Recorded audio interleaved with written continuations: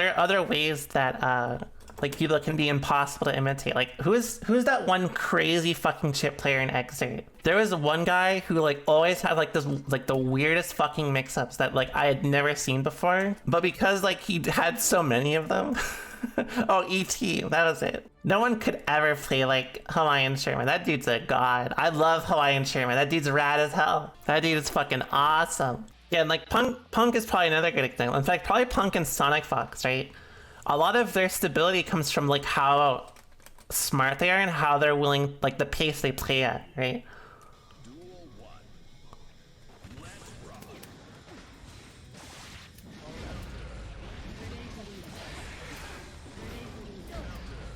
That was a bad jump pass for me.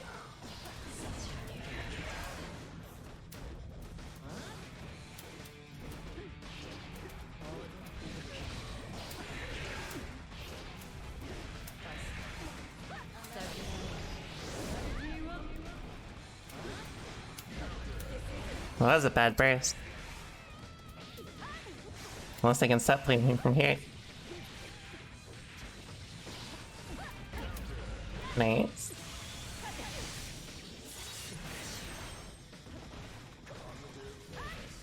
Well, I should have... I'm gonna actually Fuzzy OS 6B against them if they're gonna do greedy 6 jump H's like that.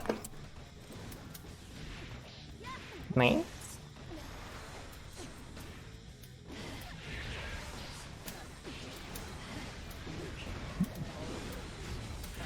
Oh, I should have teleported. See, right now I'm not thinking enough about how they're going to interact with me. A lot of the time, they seem to be forcing stuff a little too preemptively. Oh, that was lucky.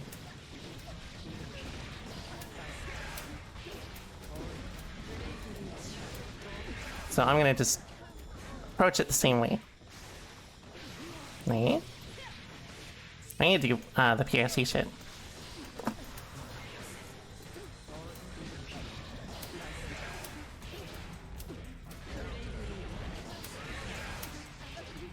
Oh, they aren't a meter, I think. Well, they like to have FP.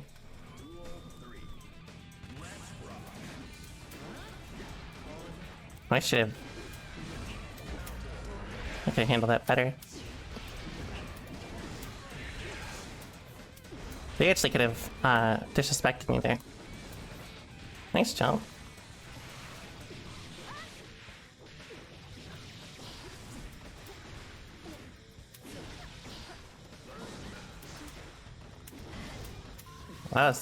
I shouldn't have PSC, they just ran away. Nice.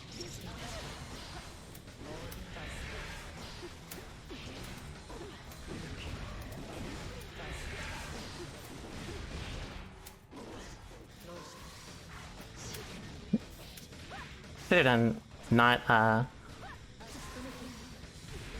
2S there. Nice.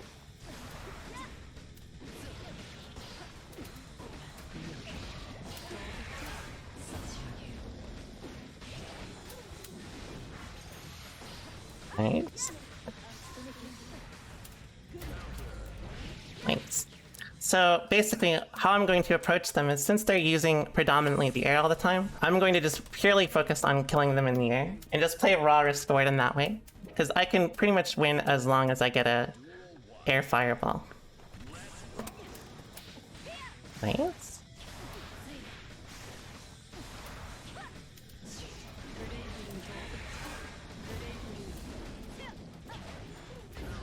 Nice. Gotta use way more TK against them. They're not adapting with their approach, so I don't need to change it at all.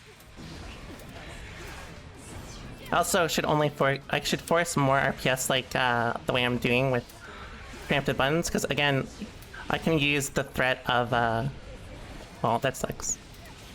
I can use the threat of or I can just use essentially risk reward against them over and over again if they're going to do anything cute.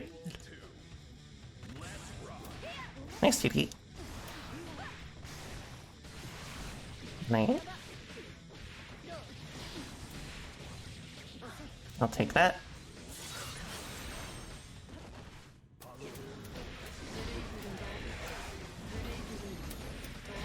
I shouldn't have done that.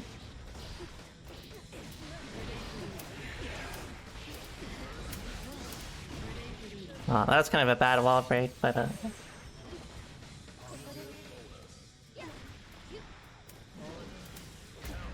nice.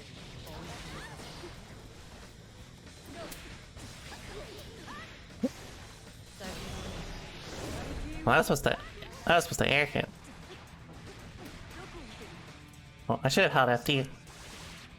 But I may have gotten chipped anyways.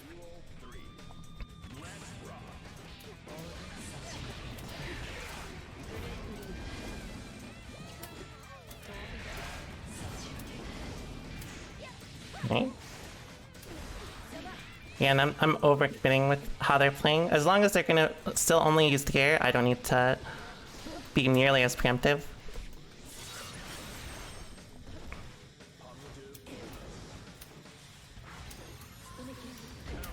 Oh, nice. Oh, that's not good. Thanks. Yeah, I'm overcommitting for a lot of how they're approaching me. So basically all I need to do is be a lot more reactionary with how I approach, and then also air them more. I'll just create RPS around a lot of like their approaches. Because as long as they use the air too much, I can just bank on risk reward. Because I don't care if I get hit by most like non-substantial hits from the air, since it's only like a slight knockdown. If they use the ground a little better, I would have to be a lot more mindful of it.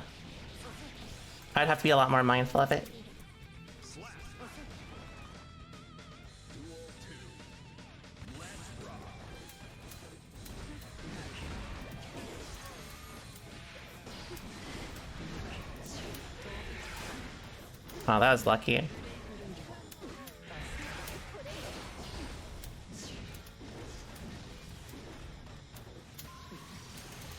Well, that's unlucky.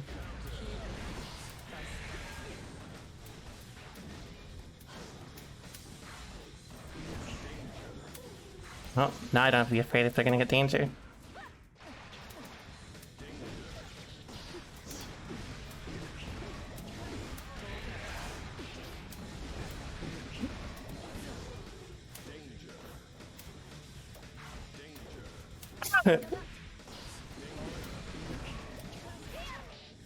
Nice.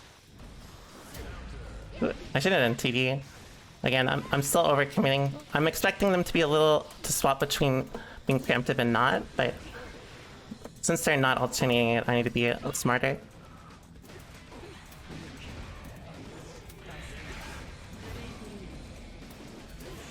Oops, that was a little ambitious, but that was a great hit confirm by them. Still same thing. I'm not committing nearly as hard as I should. I'm actually going to vary a little more, and I'm gonna just choose raw risk reward options to win all of them.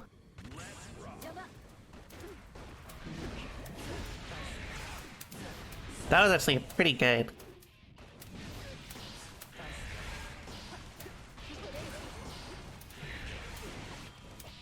Nice. Oh, he needs more TK. Oh, I didn't think they'd still commit to it. Again, I need to never change my game plan. As long as I constantly like adapt into, I'm making like RPS situations into them. I'm making RPS situations out of like ones that don't quite make sense.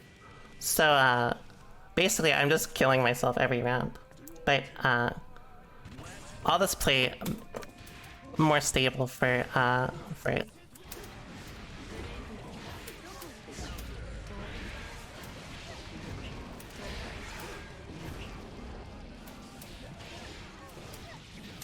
I should have done 6H.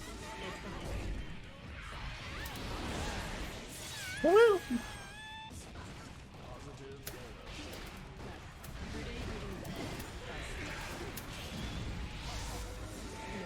Alright.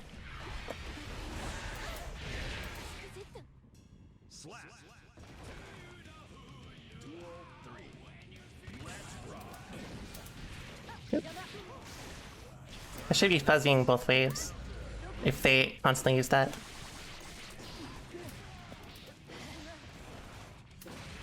Oh god!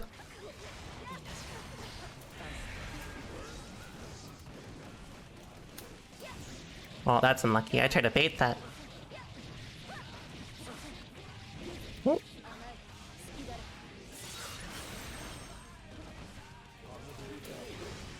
I fucked up.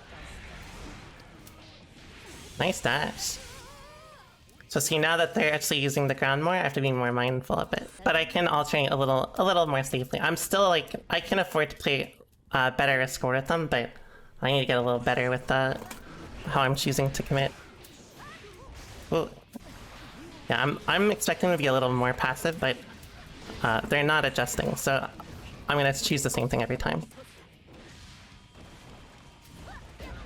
Shit, I didn't get my 2K. Goodbye.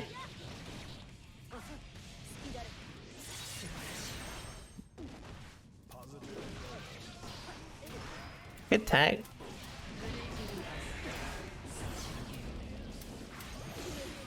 Nice. I'm okay with that though.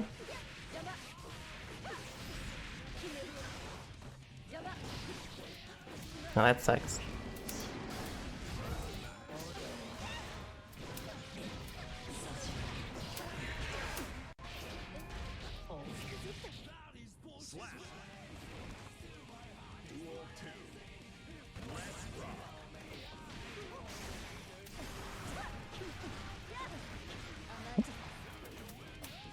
Nice.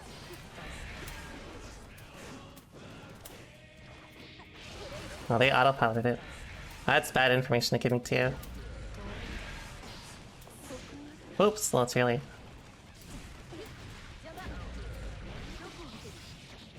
I shouldn't, I should just shimmy them if they're gonna, if they try to tech with Stain on, that's like, that's really, really dangerous. Oops.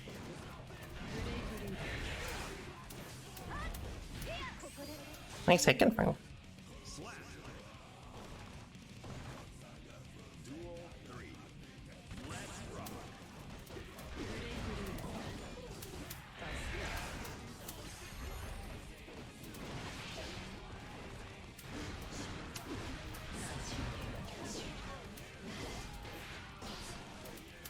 Nope. Oh, nice. I got lucky. I normally shouldn't combo, honestly. Oh!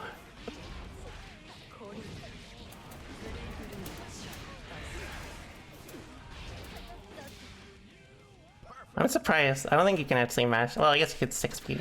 Basically, I should be just forcing, yeah, like situations like that, I can use 2-8s for free.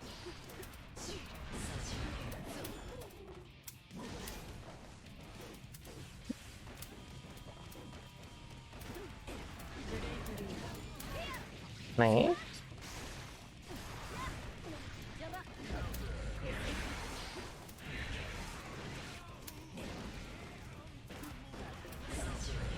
That was a bad 6-speed though. Nice. Oh, I was trying to take the hit.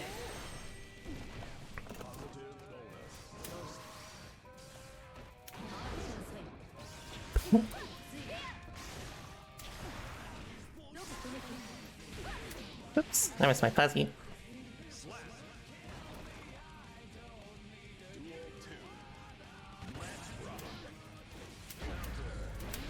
Wow, I'm surprised I comboed. Nice.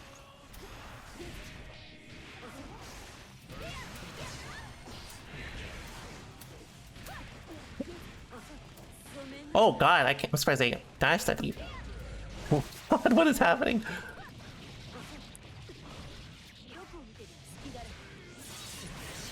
I think I'm focusing too hard on trying to play like super clean, my bad, super clean neutral with them and they're scored, when I think I can just focus on playing a lot more, not necessarily risk scored, but I should focus more on just winning through letting them hang themselves more. Because a lot of their decision making when it comes to, especially movement, is a little greedy.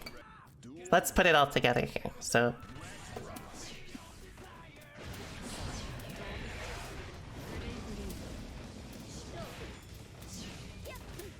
oops, that's not good. Nice. Oops, I missed my fuzzy. Goodbye.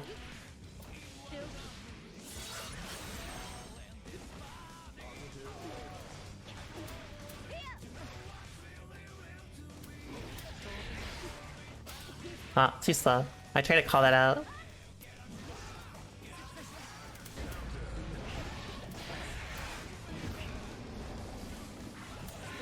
Oh, I'm surprised. I'm surprised they still did it there. Nice.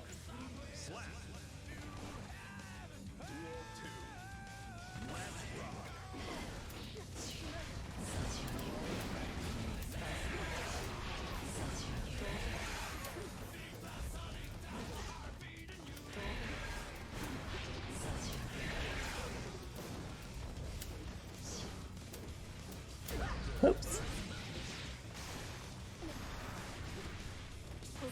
Nice.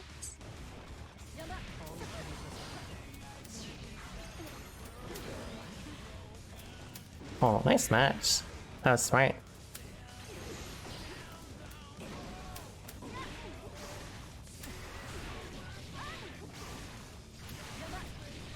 Shouldn't have licked the cat.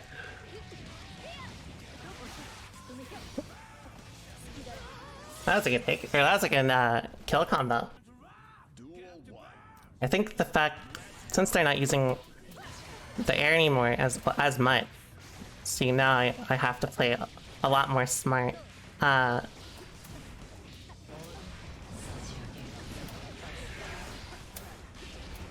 I'm not sure why they changed their pace, because a lot of it doesn't quite make sense.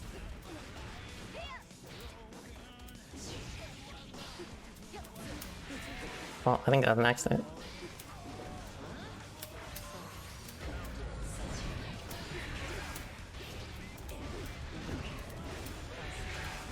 Oh, that sucks. I could have killed him. Wait.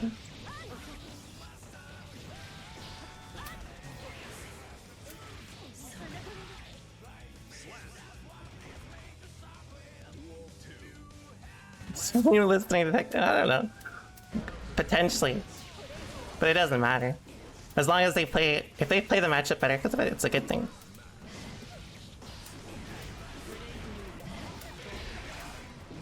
But we'll test. We'll do a little experiment.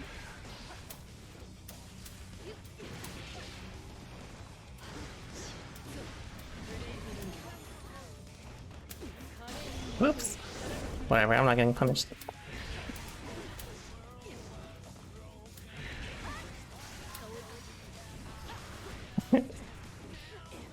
Well, that low profile set, I did not know that. Nice jump.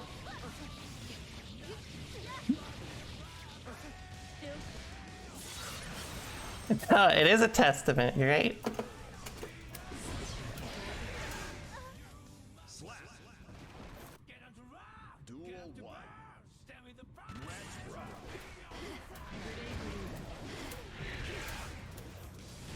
Oops, I actually jumped. Nice.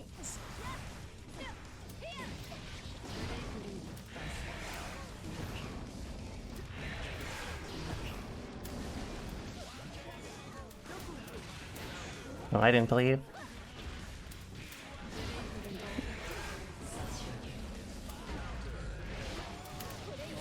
Well, that sucks.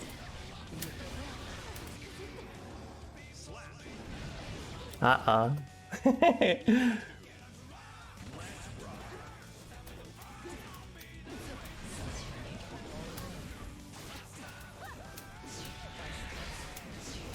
Nice.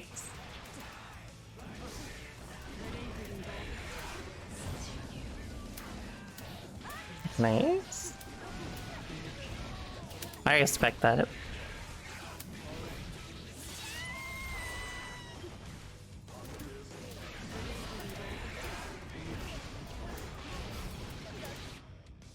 Slap.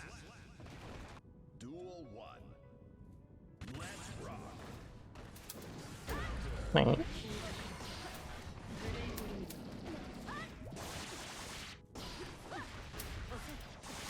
Oh, I try to be frisky. Nice. They're starting to revert to that thing the same way again, so...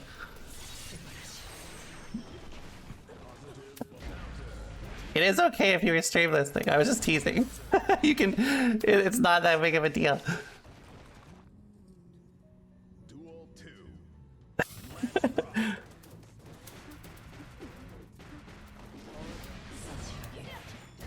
Nice. Nice.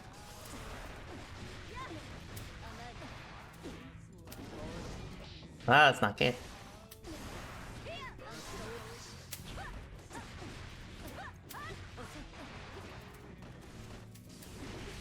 Oh, that was lucky as fuck.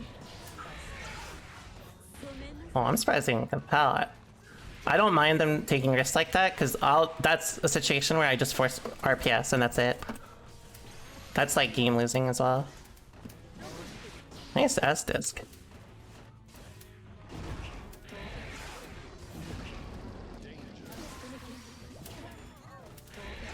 Oh, I'm surprised they still jumped at me. Yeah, so like I shouldn't. They're not adapting to how I'm approaching the neutral. So I guess I'll just stick to doing the same stuff. Gotta just stick to what I already established.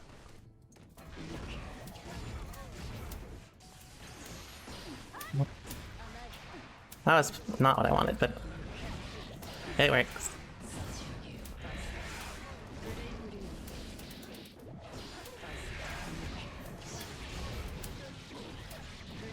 Good decision not to burst.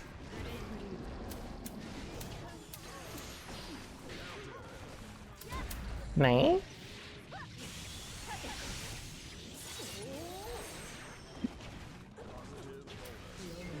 Good bait.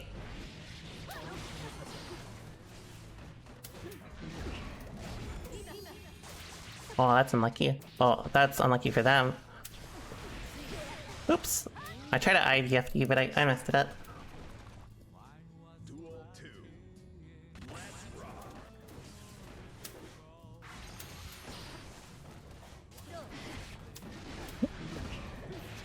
I should have 6 speed. I didn't believe. I respect the attempt.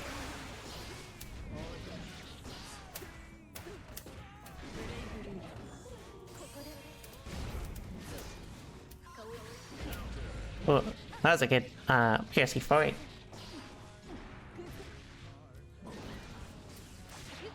No matter what, even if someone plays random, they'll always have like patterns. No matter what.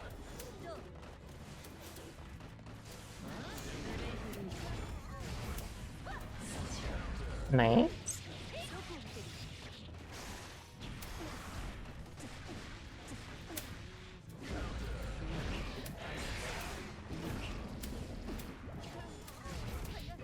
Oops.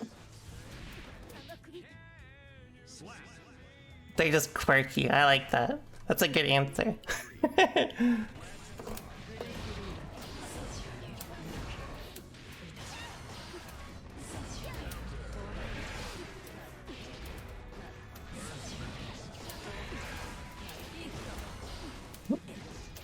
Nice. Nice.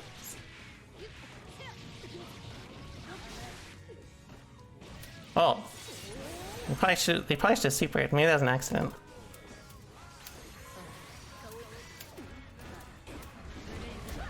Nice.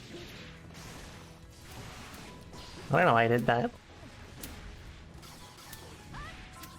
Nice.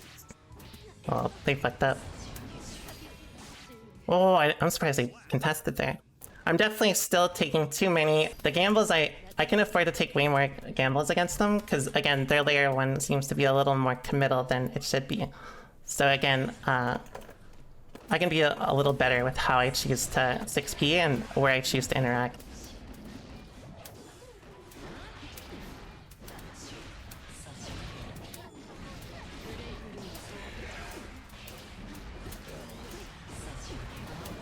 Oops.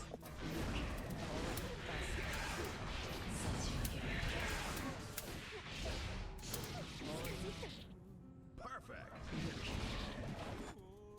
Duel 2. Let's rock. Aw, that's cute. I'm glad to hear it, Ligma.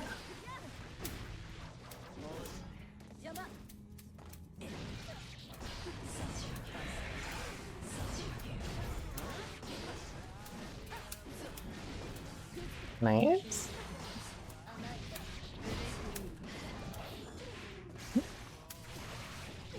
Nice.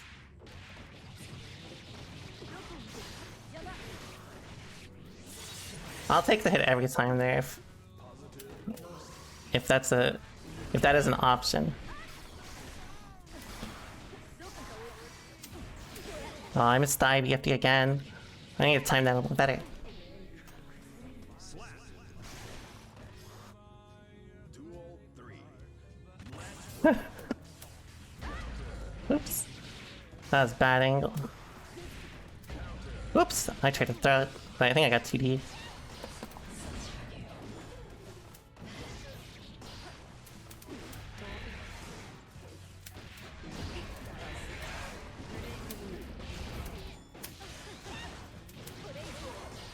Nice.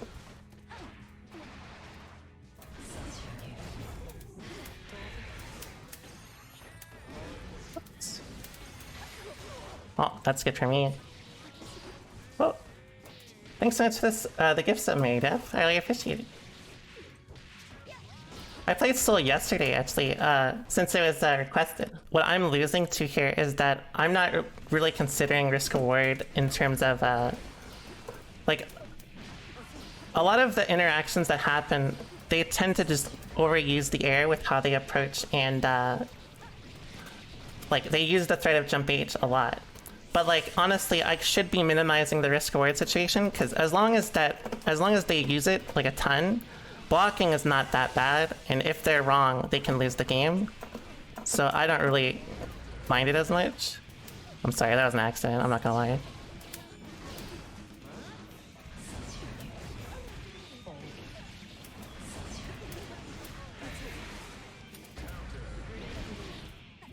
Alright. I'm not going to combo break right now. Duel 2. Let's rock. Nice jump. Again, like those sort of situations I don't mind as much if we're gonna force RPS because all of them are in my favor.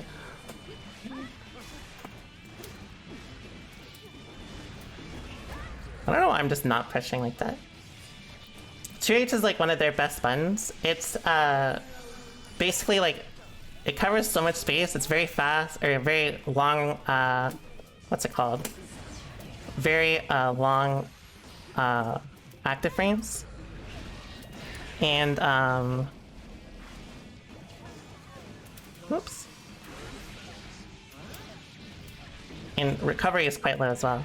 That's kind of a bad wall break.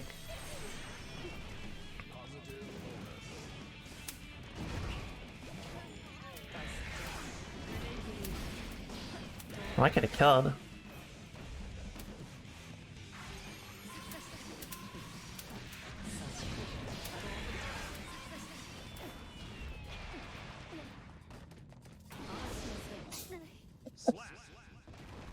Basically, like, a lot of the reason why I tend to critique Millia players who overuse the air is because again, it forces those sort of interactions. Again, if you listen to my RPS discussion about how basically like you can force an RPS interaction out of anything, right?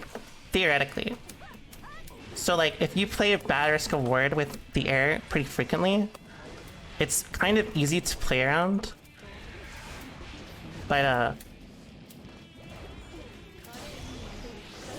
we gotta get a little more stable with the game plan.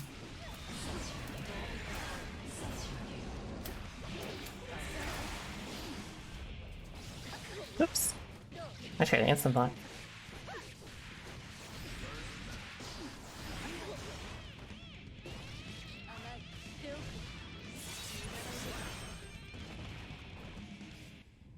So like, I'll show you what I mean if they keep using the air.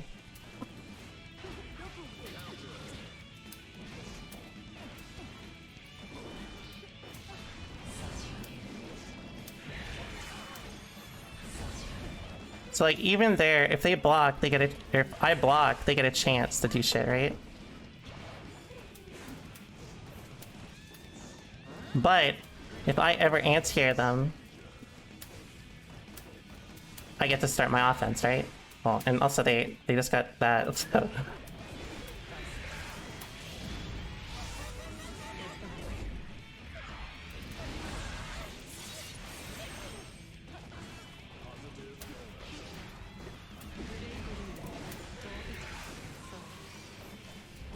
Oops.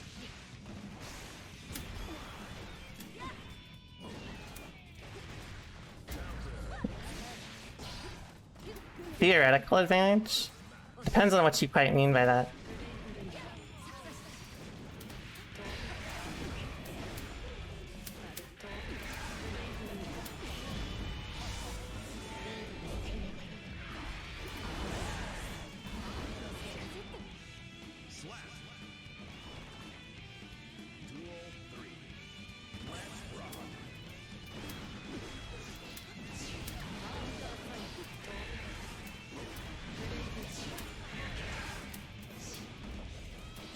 Nice.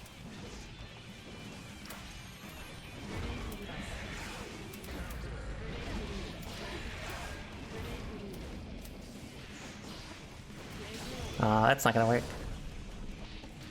This shit's still punished. I didn't want to win anyways. Oh, actually, that's not that bad. Like, opponent reinforces RPS, they can just stop and let you... That is a core part of RPS, honestly.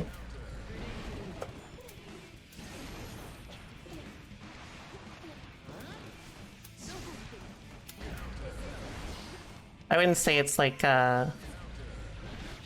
it's a core part of it, really. That's really all there is to it.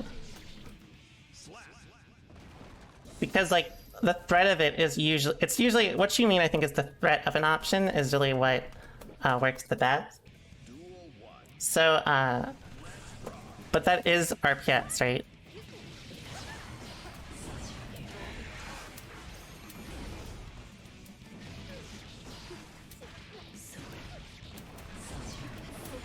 Oh, that's not real. I mistimed it.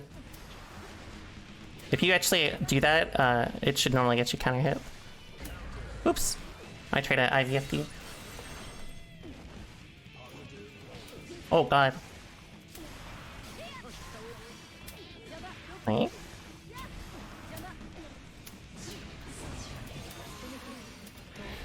Oh, I didn't think they'd still dash at me.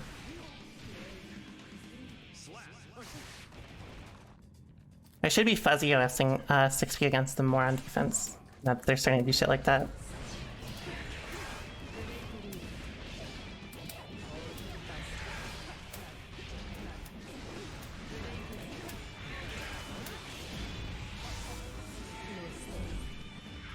Oh.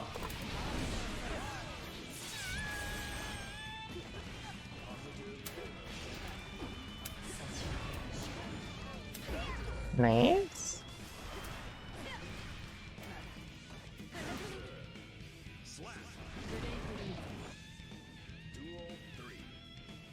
Watch that, leggy, leggy. Nice. That was very good at building the ground. Thanks so much for the sub, Kid More. I really appreciate it. Oh, I didn't mean to do that, I'm sorry.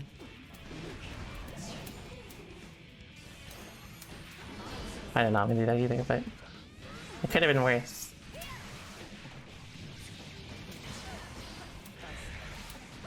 Nice. Essentially, if I'm going to start using fuzzy 6p if they start using more committal options with gear. Pretty much a lot of the interactions, I'm admittedly underestimating their neutral a little bit, but I'm thinking too much in terms of risk reward. If I think too much on risk reward, I think it's a little more easy to predict what I'm going to do. But basically, I think I'm focusing on playing too much like I would Soul. Like if I played Soul against like in the same sort of way, I would basically just be able to steamroll without like thinking too hard, just because of nature, like his RPS. But because Testaments is a little more linear, or it's not as linear, I should say, it's a lot easier to just die to like that, for example. Like that is poor decision making on my part. Oops.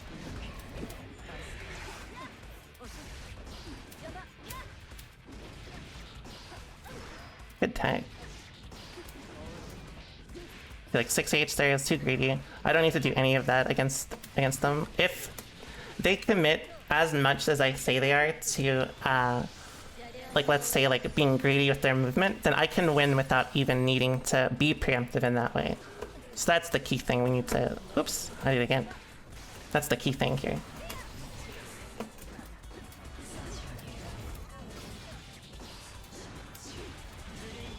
Nice. That was a punish no matter what, I believe.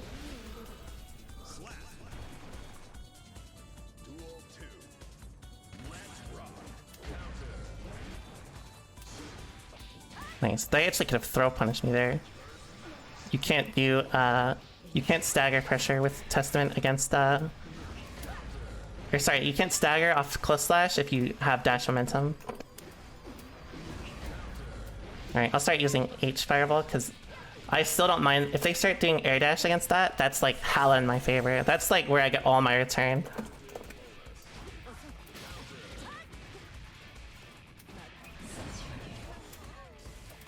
Whoops. My movement was a little too spicy there. Thanks for listening. Their playstyle is unstable, but my adaptation to their playstyle has essentially been extremely unstable in response.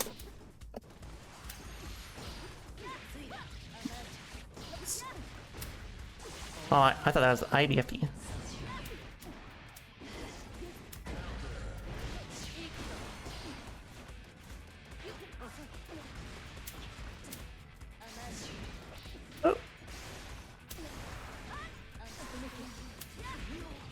Oh, I messed up IBFD again.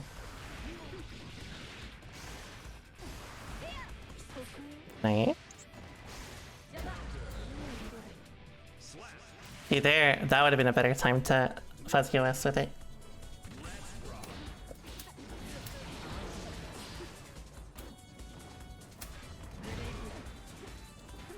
Whoops! Why do I keep getting that?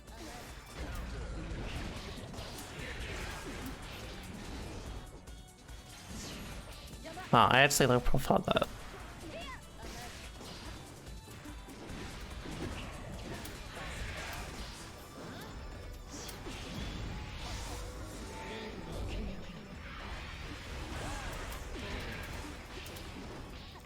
Well, that doesn't work. How did that happen? I guess I must have delayed it too long.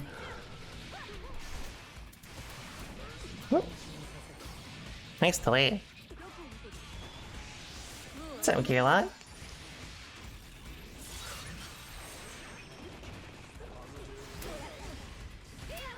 Oh, I was gonna try to fuzzy Ivy, but I did it the wrong way. Honestly, I should have done it both ways.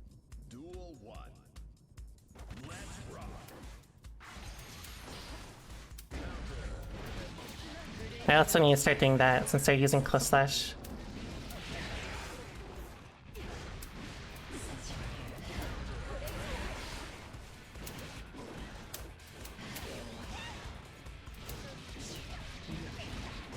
Oops. I just thought that would kill. What's that Moogle? That was probably not worth it. I'll just take hit. I don't care. Alright, now we RPS. Good enough.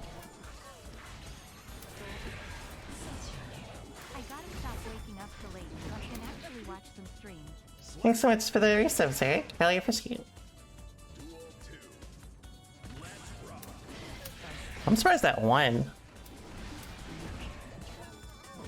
We're not doing IAD anymore for some reason. I haven't even established each fireball yet. I've been waiting for them to keep doing it.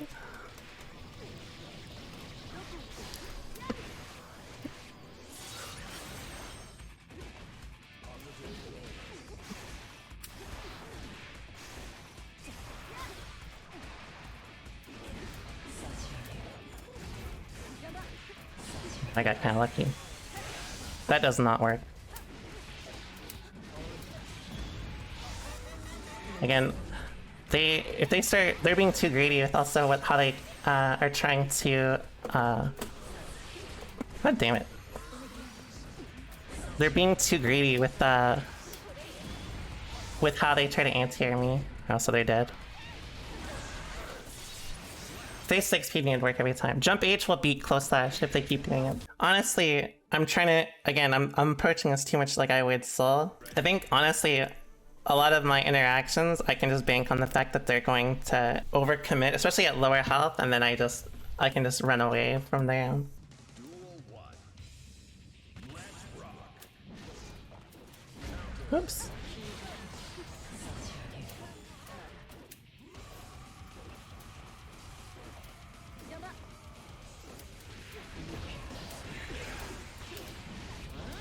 Oh, sorry, I messed that up. Nice 2D.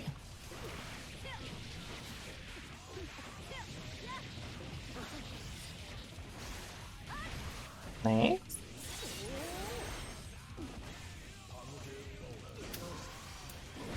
Oh, again, see, I'm playing too preemptive.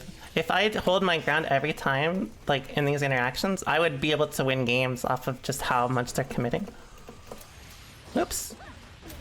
Hate my input. Oops.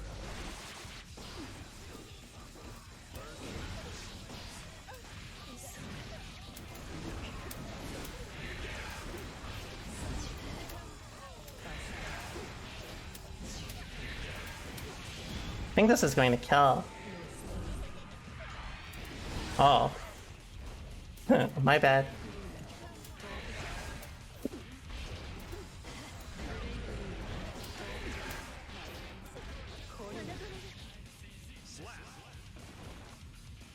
Testament is definitely the type of character that if they got buffed like even like slightly, they probably would be gross.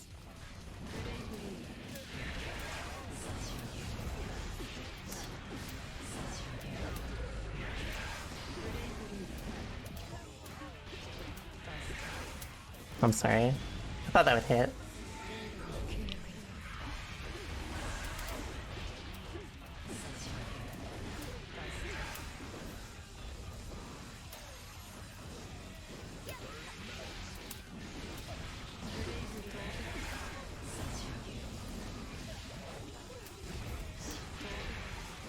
Wait, what was that? I've never seen that happen before.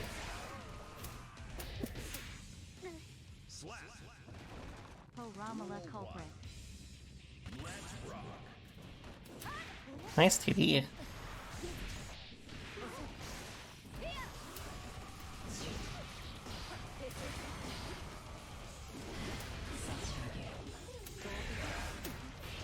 I think, like, see, this is why stream listing is a detriment, because I can tell now because they're over-respecting me, and like this is like really bad to like the level that they're over-respecting me is like, it's kind of bad. It's a fine line. It's not like one is not better than the other. You know what I mean? Like, you can definitely over-respect and under-respect. That's why there's that meme of like, you know, that meme of that one dude who was like complaining about how top players have bad advice.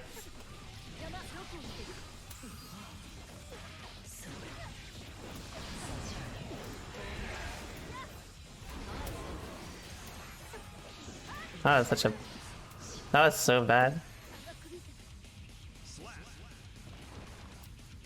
Duel 2. Let's rock.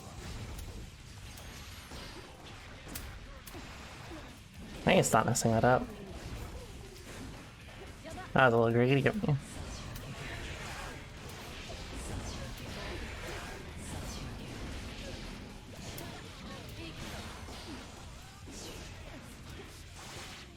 Oops.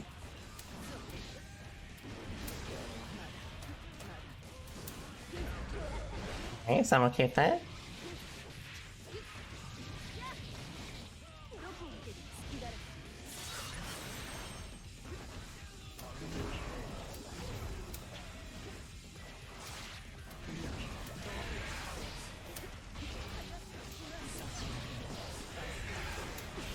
Alright.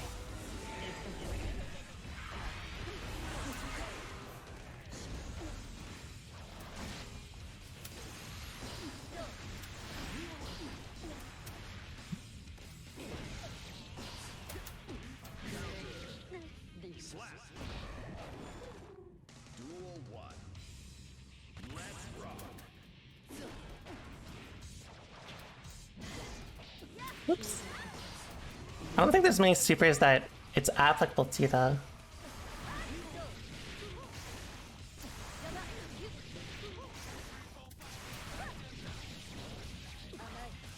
Like who else has, I guess maybe Gigantor. I don't know, Gigantor would probably win.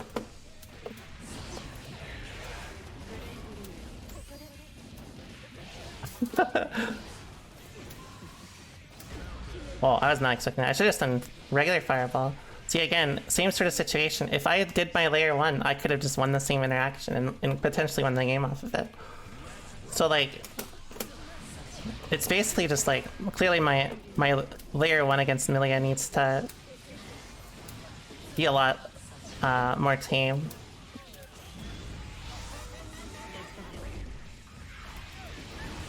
Yeah, you'd probably get hit if you tried to wire see Gigantor.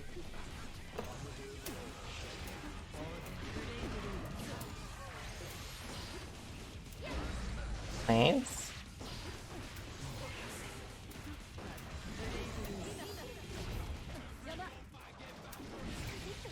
Oh, why don't I just do that? That's even worse than I thought. Actually, why don't I just do 5H? That's probably a lot better.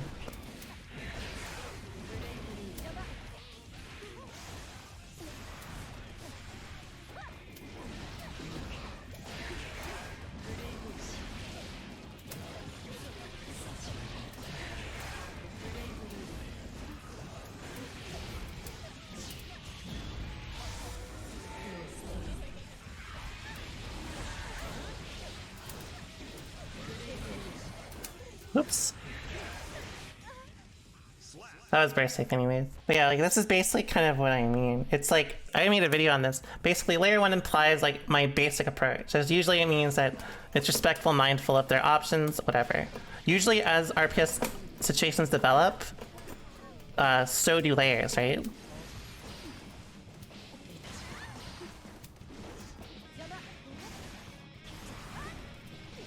Right?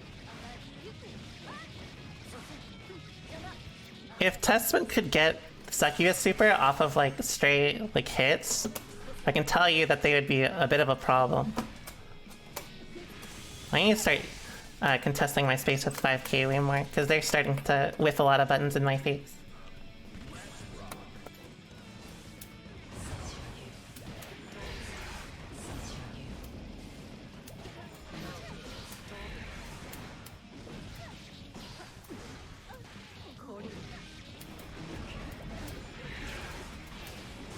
What? How does that keep happening?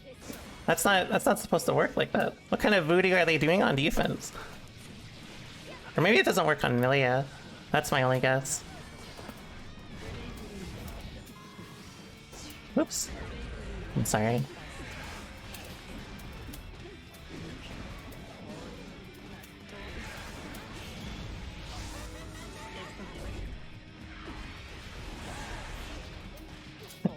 My mix-up.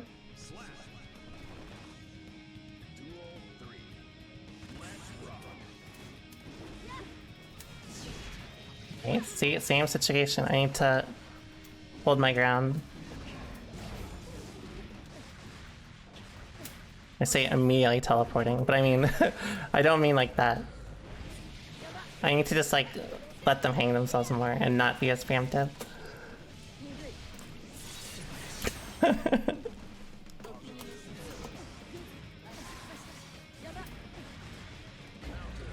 TK too late. Goodbye.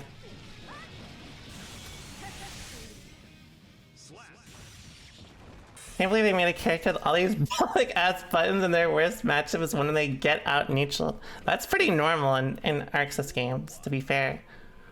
Like there was a lot of footsies characters that like essentially like how balanced in Arxis games have always been. It's like the best grappler, for example. Like why would you play Potemkin when you could just play Soul for one?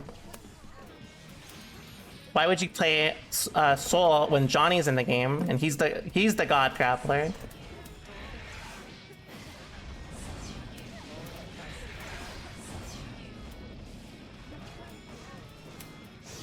Johnny was legit like the best grappler in the game when he was top tier. That should tell you everything about Johnny.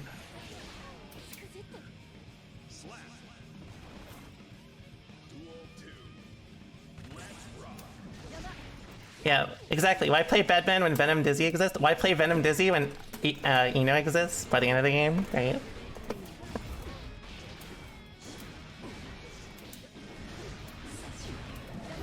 Nice 2D. I should have done 2H.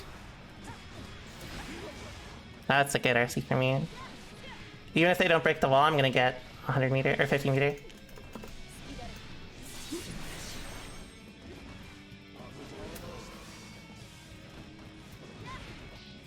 Oh.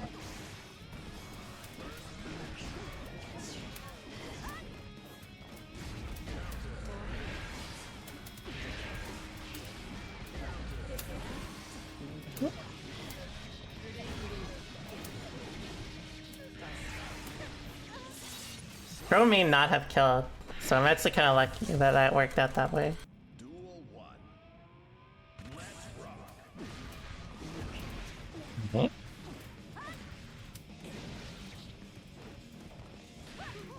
Same thing, still whiffing buttons like that, so I can swing way a little more ignorantly. I should use teleport actually if they're going to keep using the air like that too. Teleport is actually probably really good against it.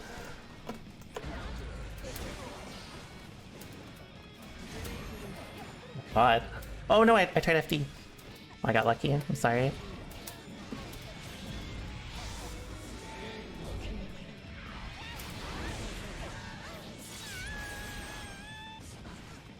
Super.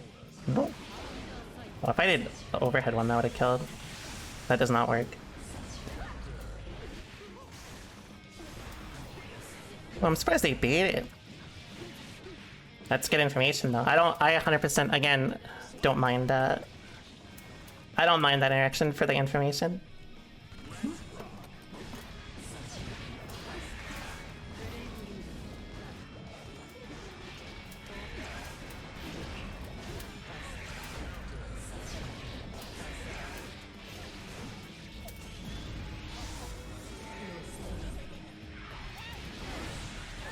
Well, the biggest thing about Testament is I think a lot of people struggle with the idea that, like, you cannot, like, you have to be a lot more mindful of how the opponent interacts with you. Even if some interactions can work in their favor, they're not always good just because, like, Testament is pretty open-ended with the way that they can, like, pressure you or, like, run offense, right?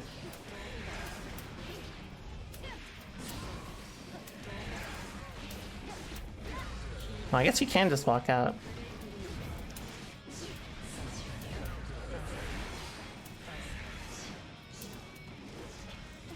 That was kind of nutty to do run up 6p against me when I've done I've just done 2H the whole time. Definitely not what you want to do. Nice. Alright, watch this.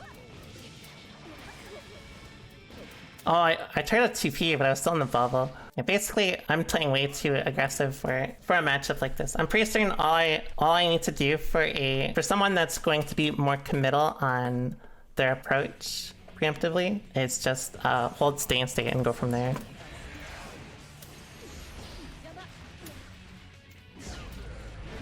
Well, that sucks. I could have gone more. Well, they're still doing it. Back to preemptive jump H. Please do it.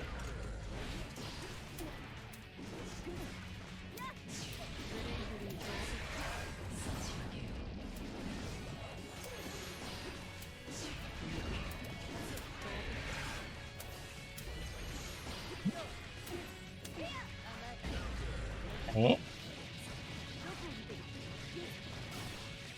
That who is that tweet about? Was it about? It was like Kid Buu, right? Or Bardock? Oh, that's new.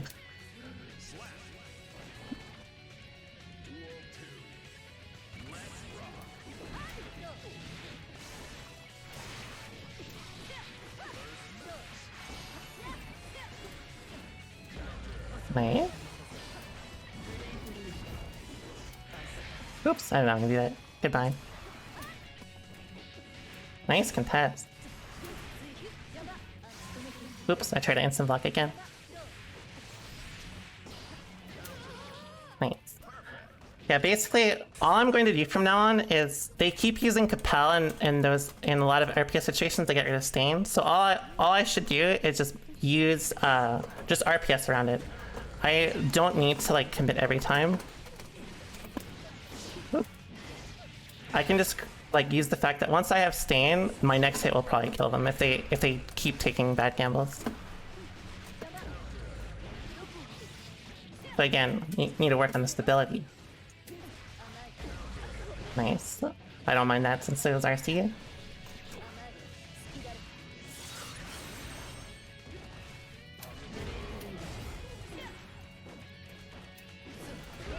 Nice.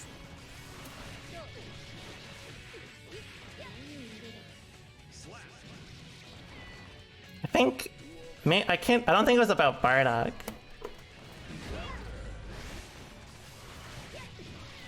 I think it was Kid Buu.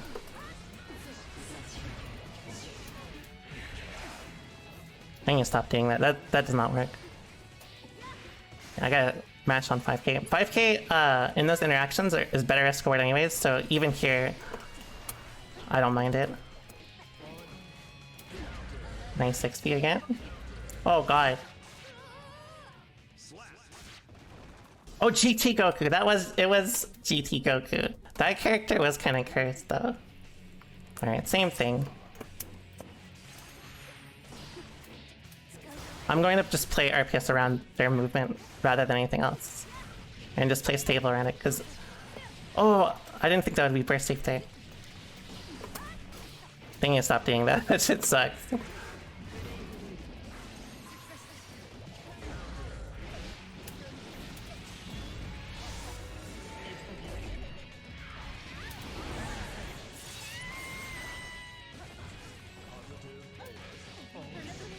I'm surprised that killed. I guess it is Millia.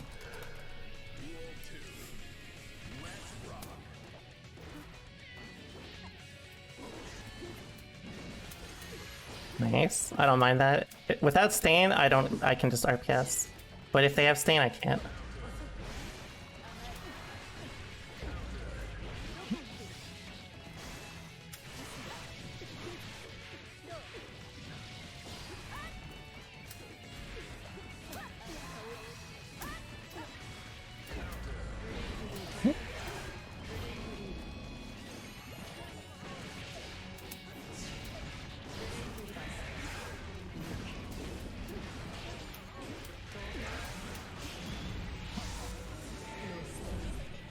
What's up, Dead Ringer? Hope you're doing good.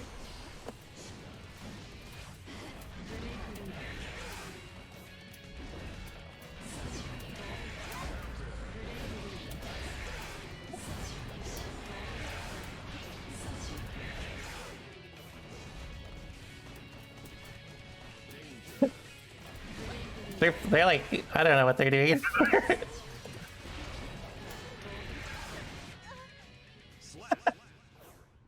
They like trying to play like Footsie's Layer 1000. 2H is like probably their best button, honestly. It controls a lot of space, it's very active, low recovery. The only downside is it's very high startup, right? But like otherwise it gives them really good return, and it gives them very good It's just like a favorable. Oh, it's also -2. That's the other thing. Good burst.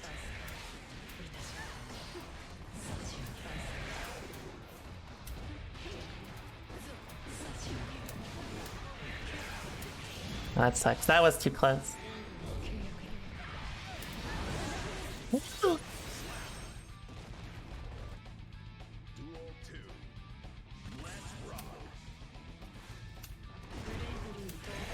Well, actually, I should use that more against them. What am I thinking? Actually,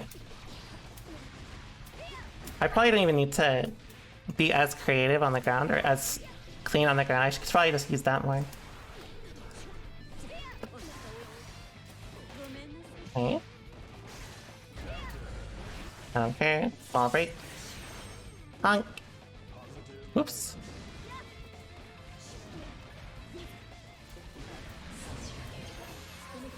Oh, I think that was an accident. Oh, I did not. I did that too slow. Nice, Matt. That was great. If someone jumps it, the thing is, it's got such low recovery that it's unlikely that you're going to get punished for it.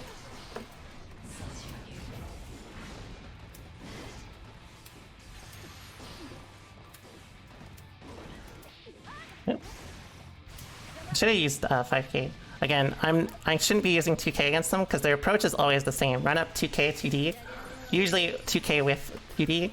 So like, even in situations where I scramble with, where I scramble with, like, let's say 5k with, under, or over their 2k, 5k again will just probably win against 2d. Duel 1. Let's rock.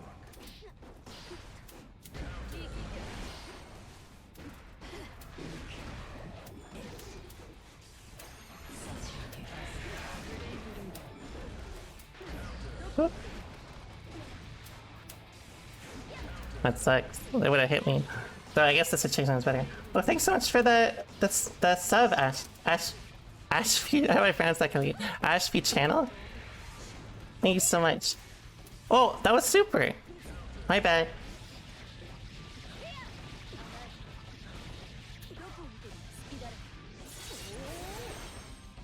Thanks so much. Tier 2. That's a lot of money. I really appreciate it. Nice. Probably Ram. The only matchup I felt like Testament probably is really bad against someone like is probably Ram. But I mean, it makes sense, right?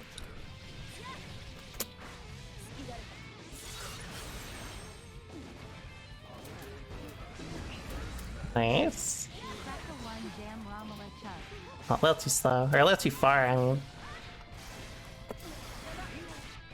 Well, what are they doing? Yeah, Ram is basically just like, it's the same problem as before where it's just like Ram, Testament's like reward is situational, right? When you end up like playing against a character that can force a consistent return, it's quite bad, right?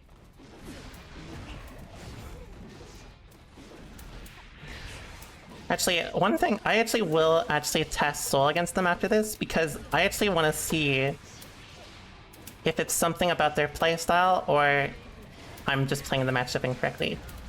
Oh, I thought they had Crow. I think they can jump this. Yeah, sorry.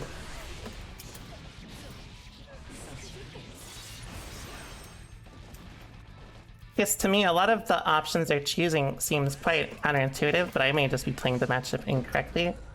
It may just be a matter of I'm viewing it too much in terms of risk reward, and Millia is a lot better at interacting with RPS through Capel and ways of getting rid of Steam.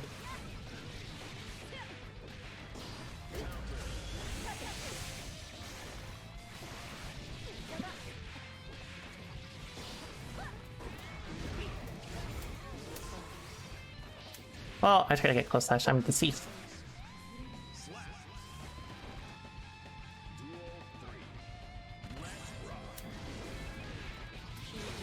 Oh.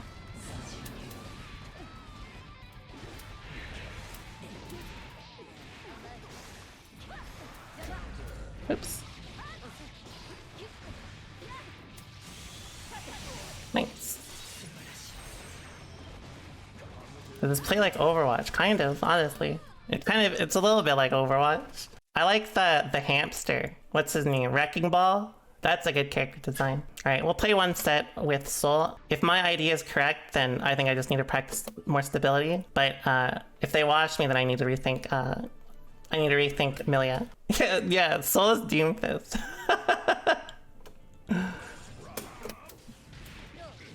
Nice. Nice.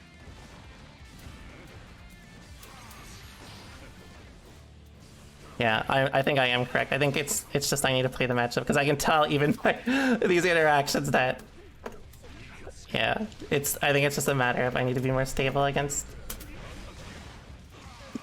Oops, I'm sorry. I need more stable against Millia. With the risk reward, that is.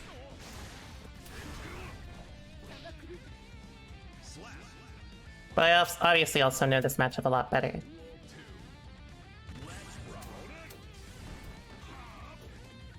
Whoop.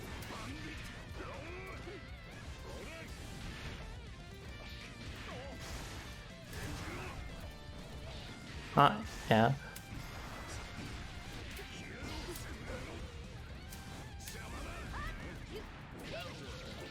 Right. Whoops. Nice. Well, I should have used super. BRC. Oh. Nice.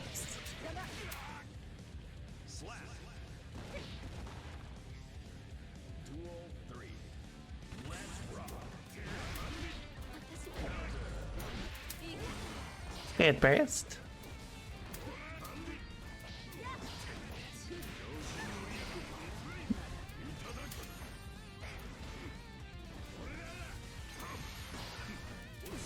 Oh. My bad.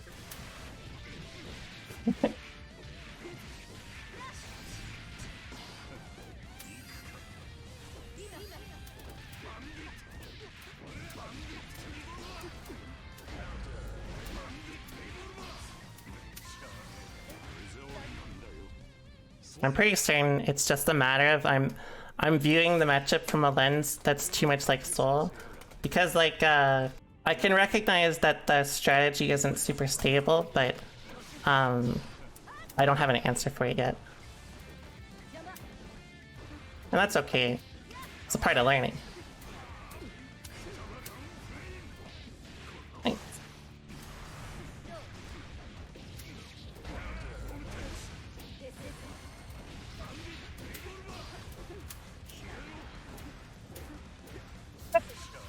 Oh, was that super?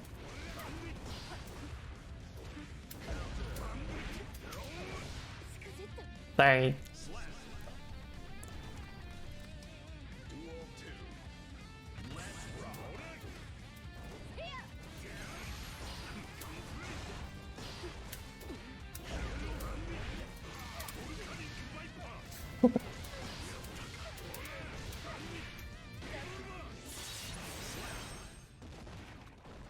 That was a Millia moment. It's a Millia moment and a Soul moment, honestly.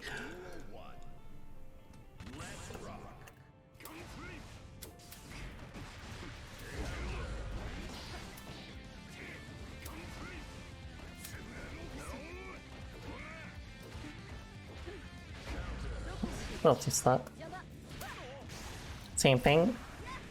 Let's see, with Soul, it's a lot more linear to beat.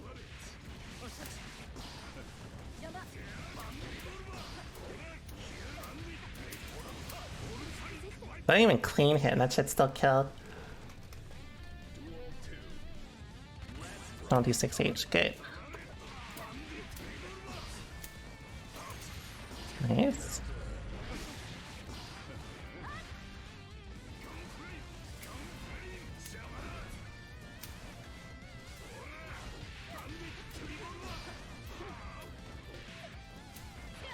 Oops. Nice.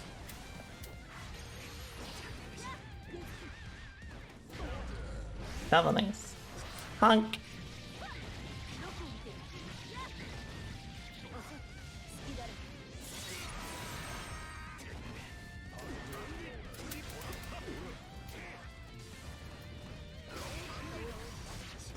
Nice jumpy.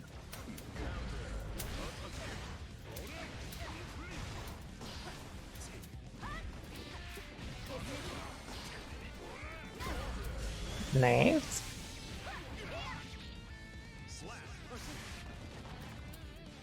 I should be punishing them more for how they're whiffing buttons. Oops.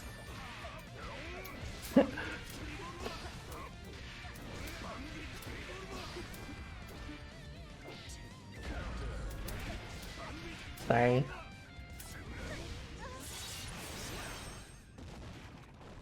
Alright, that's what I thought. The strategy I have with Testament is just a little too... It's not stable enough. There's a lot more I need to do to minimize the risk reward. I'll play Soul until... I'll play another game set with Soul, because I don't want to just like swap the Soul in one and done though. It has a little too much Soul in it, yeah.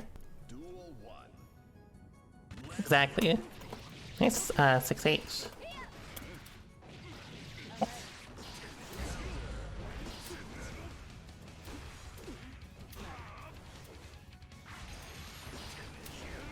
Nice.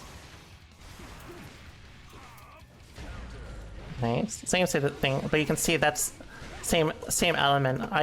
I don't need to commit like that. If they take risks like that, that's game winning for me even before I play the game basically. Oh, I think they fucked up.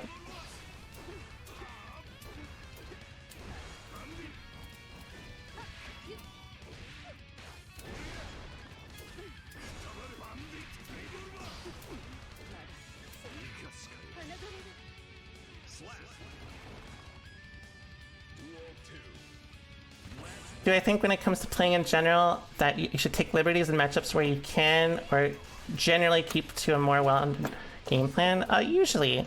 The thing about it is, like,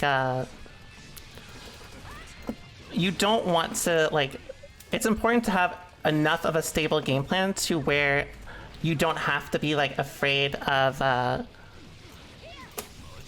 like if someone is overcommitting, for example. So like for me as Soul, coming from Soul, recognizing like a lot of the habits they have can be kind of dangerous against, like in general, like a lot of their air movement, even if it does not directly like lead to like damage. With Soul, it's punishing because he can kill you easily for just like, you know, either over respecting or under respecting him, even in terms of movement, right? Because his risk reward changes drastically in every area. Also, they're dead. Never mind, I'm dead.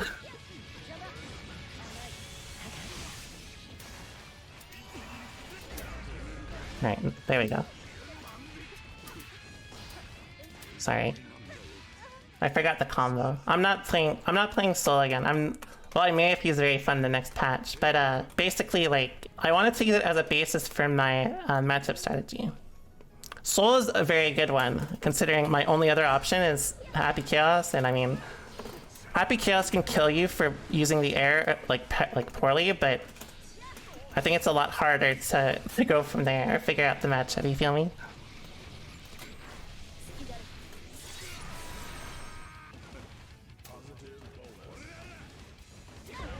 Right.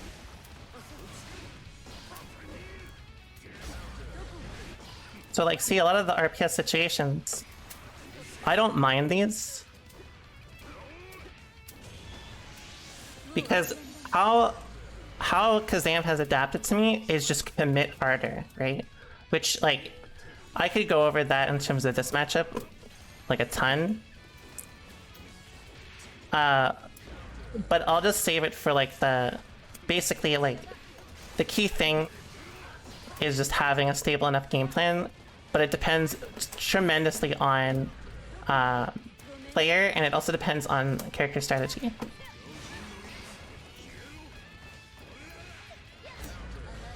Like, see it. Basically, almost all of their adaptation has been to be preemptive, or pretty much just to be preemptive.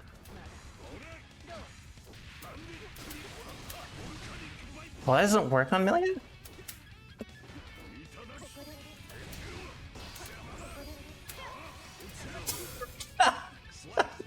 That was sick.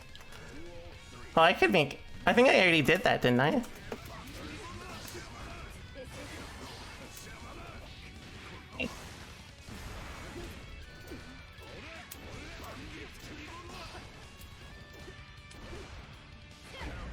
Let's really.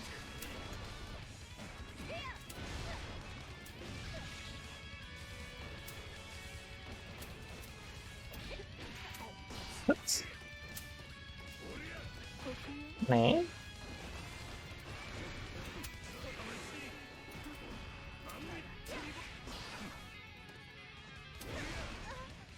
I feel like situations like that, this is usually how I process a lot of matchups. It's just like raw risk reward. Like that interaction, it looks funny, but that's just, I can do shit like that because of risk reward. And it's, again, that's what we've established in the video, right? That's why I made a video on it.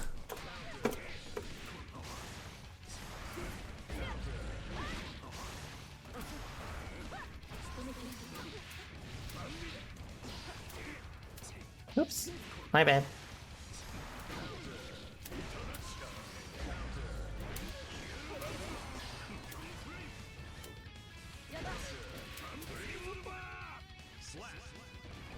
This game, I mean, risk reward is about as Guilty Gear in general. I would not, like, overthink it. It's definitely a very explosive game, but, this is why I use, like, other characters to formulate my strategy. The thing is, they were beating me a lot with Testament because I had this internalized basis of how I should approach the matchup with risk reward, which was not true by the end of it, right?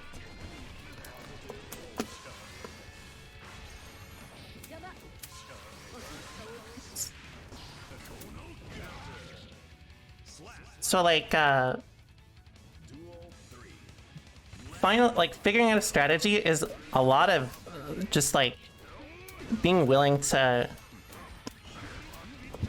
you know, try this shit out. And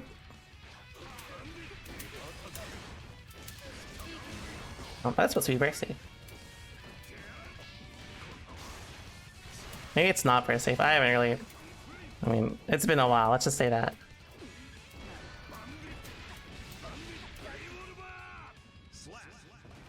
Obviously, there's also factors in terms of like, with Soul, the reason why I can be so successful is like, a lot of people can tell, like, you may say I nitpick a lot with like my criticism or like how I focus on strategies. But the thing about it is, most of the time, if someone is overcommitting or undercommitting, like even a smidge, like I can feel the difference and I can tell, like I can take advantage of that. And like all you need is one knockdown, right? Again, that's like the key thing.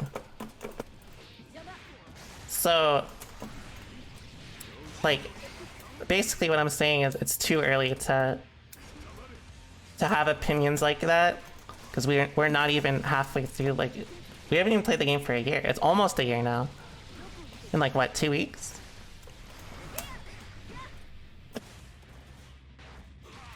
It's important to recognize when your biases are the thing that is essentially dictating your matchup idea rather than anything else.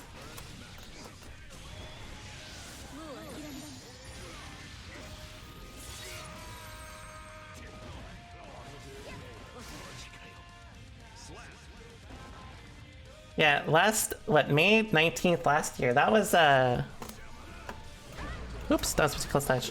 That was, what's it called? That was the last beta. Nice jump.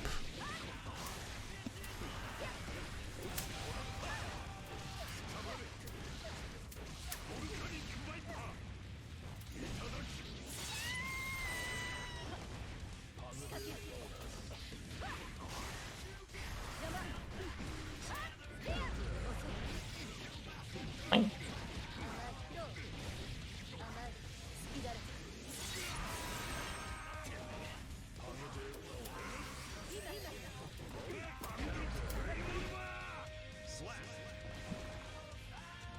I'm using it as a comparison for like matchup strategy.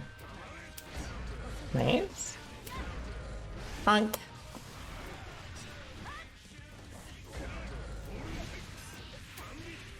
Well, I didn't get the car revolver. I try to be fancy.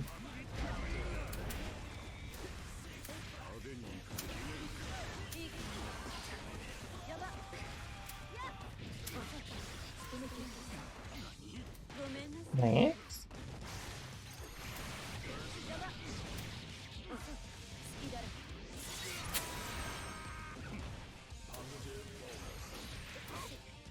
See, that's like a good example of the kind of thing I mean. We're like minimizing the interactions. Like basically that last interaction was basically entirely the goal of what I was talking about in my RPS document, right? Nice jump. Same thing, right? Right there. Even though like I could have been, you could say I was predictable with my burst. It ended up working for me. Alright. Where's your ham thing? Whoops.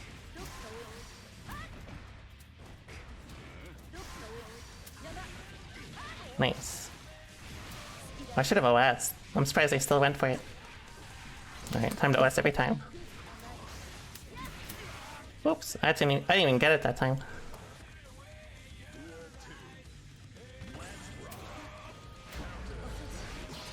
A little too far.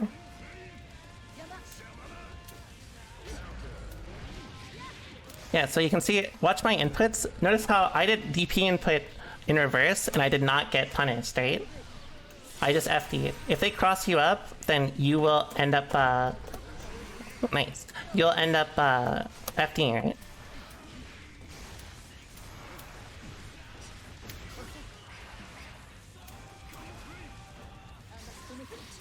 Oop, I wasn't expecting a...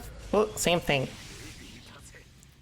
See, even in this matchup, I'm incorporating the same sort of flaws where I can tell you every time their approach is pretty linear. 2k with TD.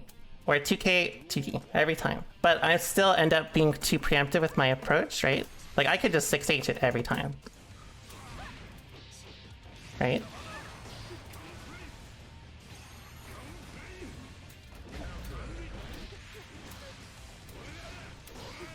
Oh, that almost worked.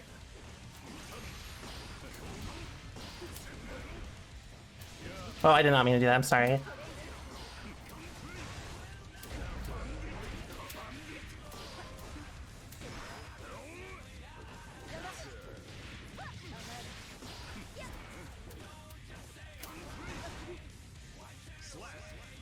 Preemptive gunflame is like okay against it, but it's only if they use the ground. Honestly, it's not that good if they went back to using the air. But I would rather them use the air than play grounded.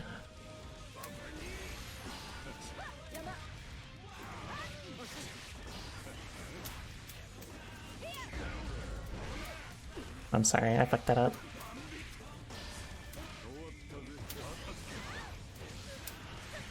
Ooh, cool combo.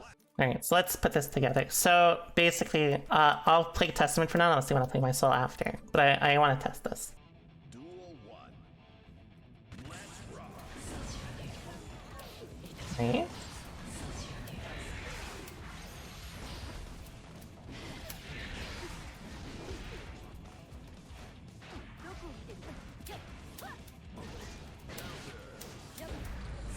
I should have done fireball there. Thanks.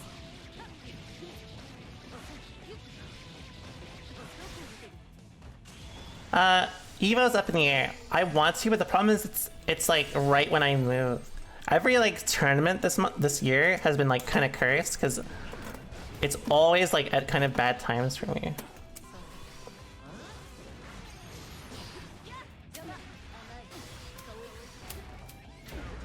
Same thing. See, but I chose 2H. So whose fault is that? Duel 2. Let's rock.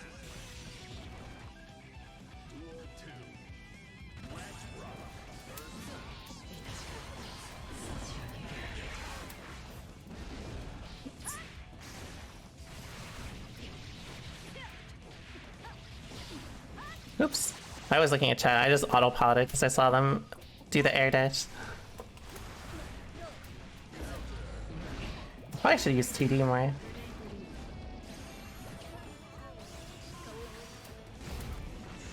That was supposed to hit. I'm surprised I didn't.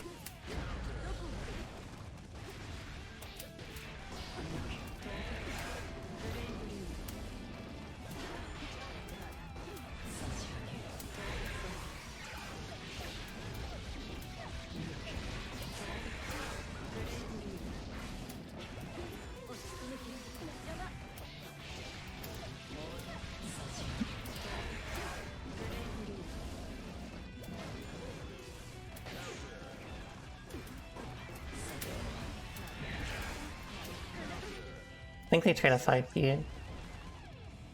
Duel 3. Let's rock. Nice jump.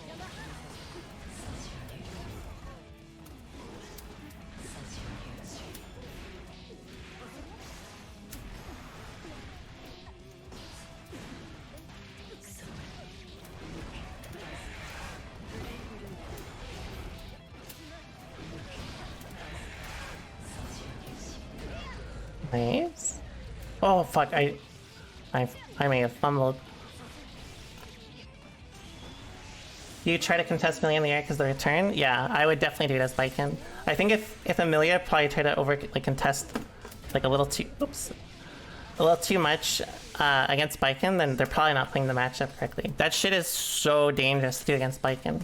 Because most of Biken's damage is like pretty lackluster unless like she gets a really good air hit. So like it's really just playing into her RPS.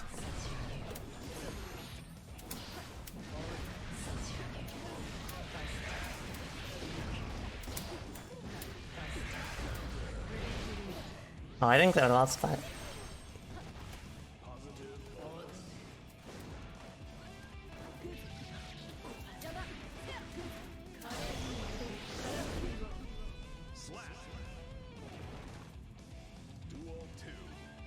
I'm also not varying my offense as much. Damn, that actually won. That's not supposed to win. Do it again.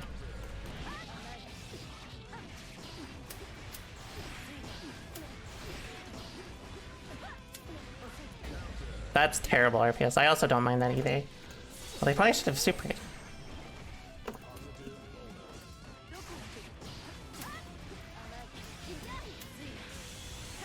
Nice. I don't mind, because at least I died and got a little bit of burst back.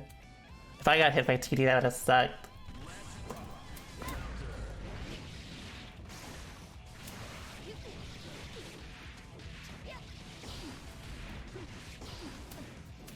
Oh, I didn't mean to backdash.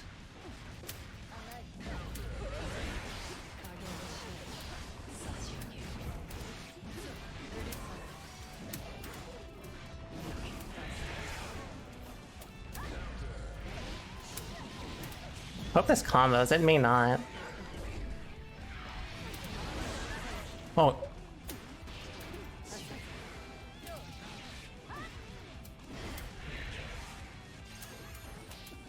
Nice.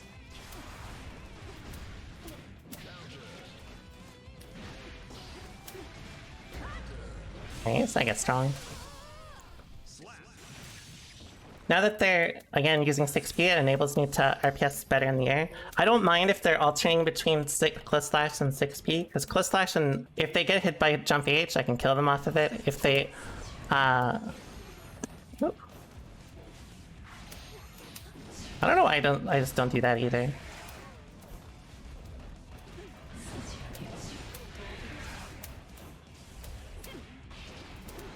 I should just be doing fuzzy. Or not fuzzy, but like a delayed fireball instead. Thanks.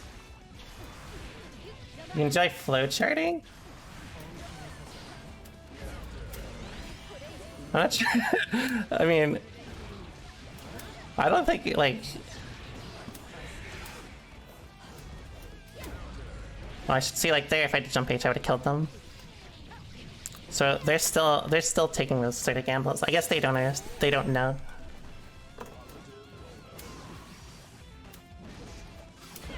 Oh, I did it again.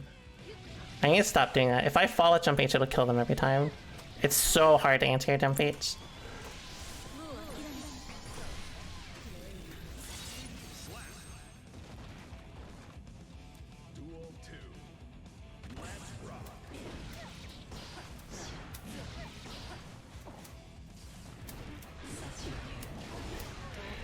Yeah, that was good. Thanks.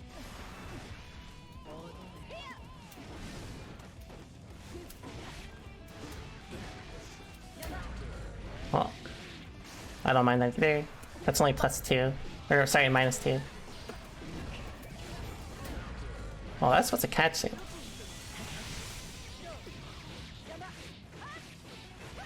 That was not a good wall break. I don't know why they did that.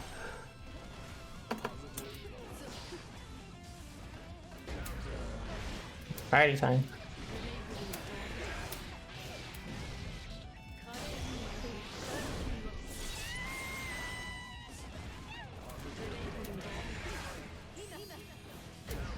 Oops.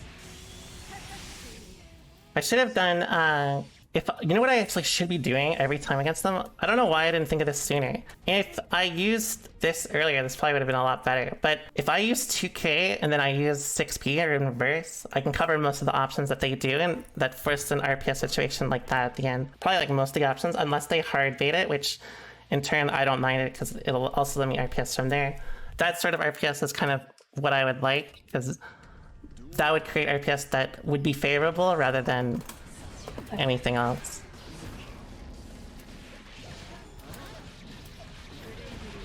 Probably should have braced it. Just because, thanks. Just because, oops. Just because, me getting positive and staying is not super good. Me and CJ are playing on Monday.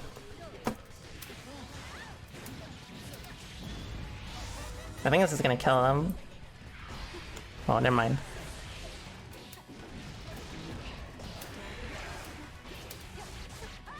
Well, I should have done it instantly.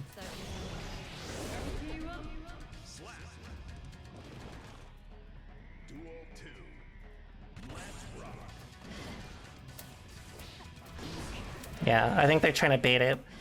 At least pretend you're not watching. I haven't even done it yet.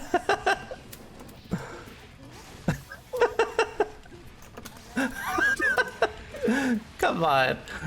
At least let me show it after the stream.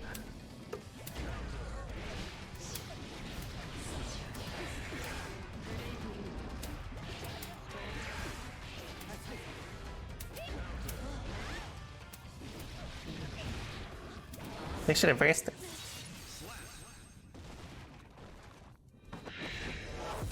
Yeah, it's a team game. Let's have Silvamba.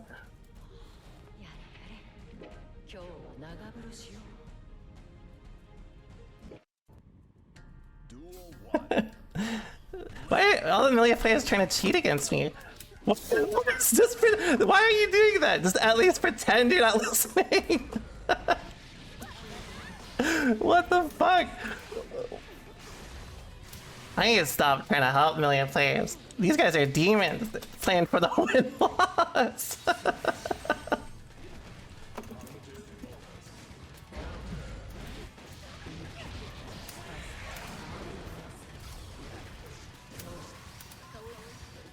Right?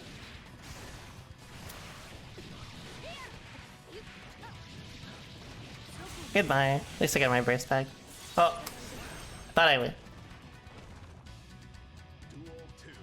Can't stop tryharding. I haven't heard someone say tryharding in a long time. Holy shit! I would never say that. That's disrespectful.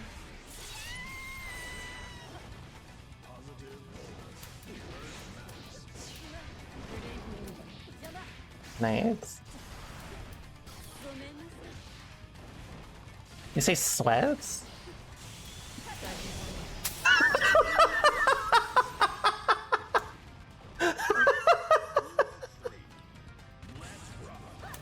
Why? What's happening?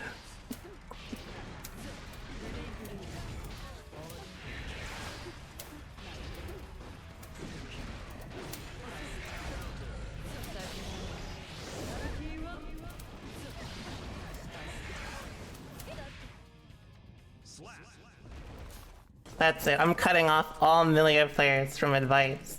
You gotta get through the mentality course first.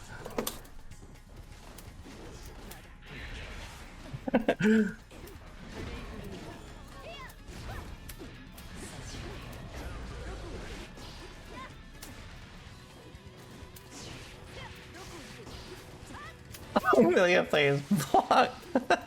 Thanks so much for the Prime. Anji's OnlyFans. Thanks so much.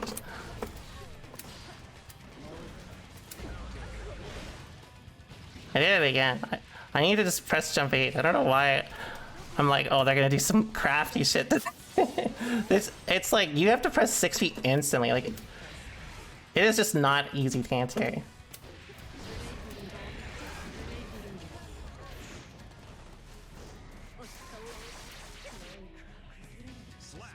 There you make a combos. I like that.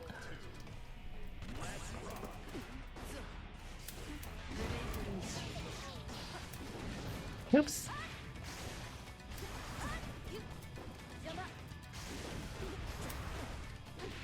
Well.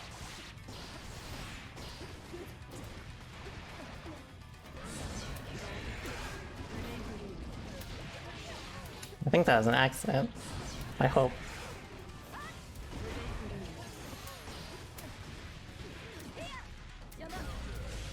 Well, I braced it too late.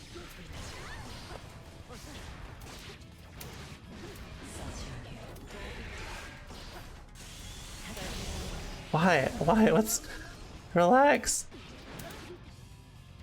That shit doesn't even work.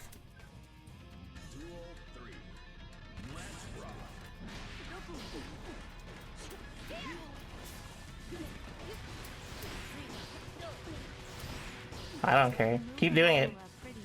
Oh, I can bank on them dropping it too. It's the RPS only gets better.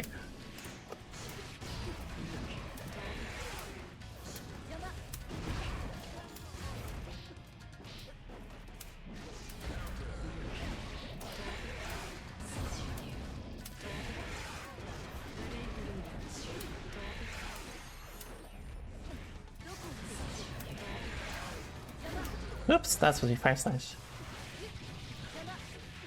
Thanks so much for the resub, Pies. I really appreciate it.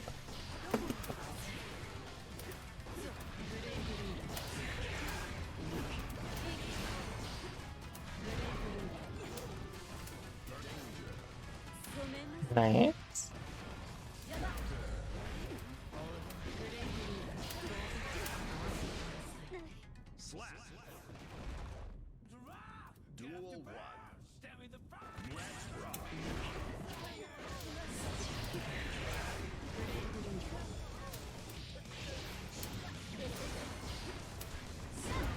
Nice TP.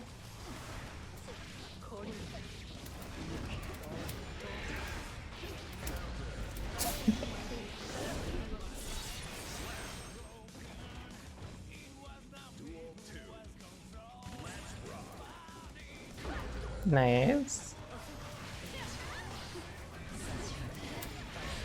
Well, I should have played it.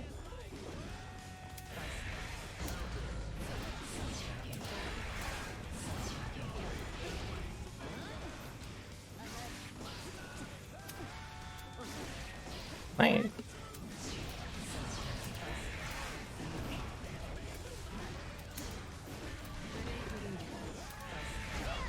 Nice.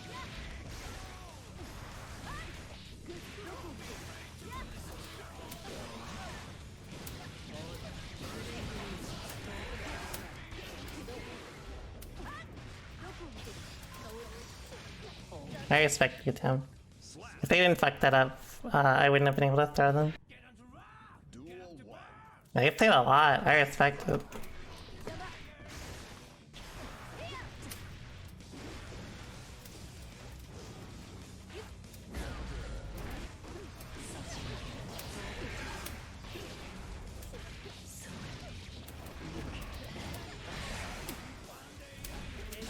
Well, that's too late. Probably should have thrown me.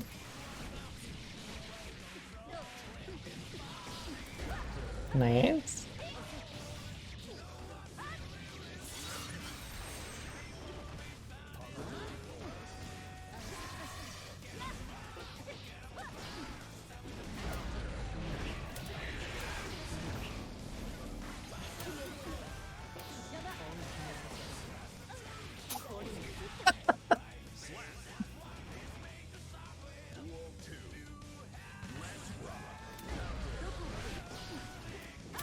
Oh.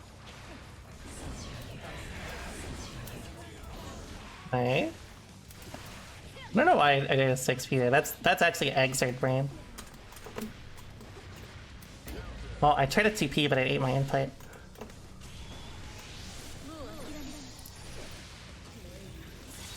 Goodbye.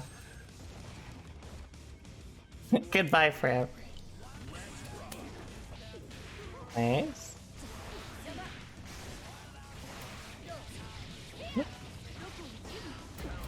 Oh god.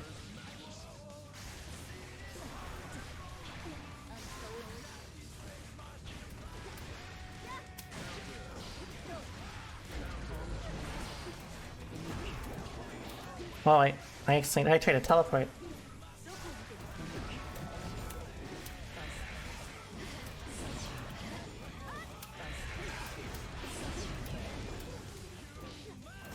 I swear I said teleport.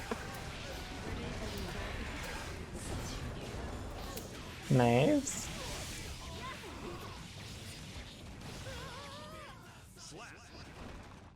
Yeah, Millia's, well, she has it, but it's kind of uncommon. It's less common than Eno's, I should say.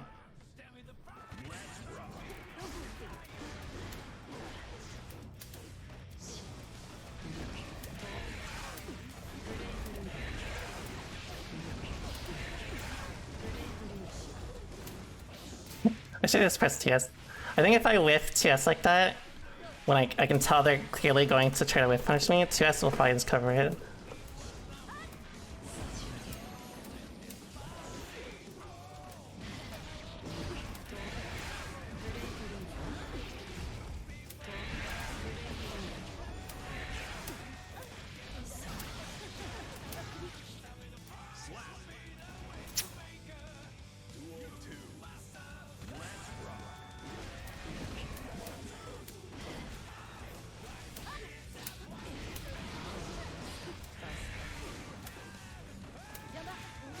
Yeah, I wouldn't mind playing Viking sometimes soon. Maybe we'll play Viking tomorrow. Oh god.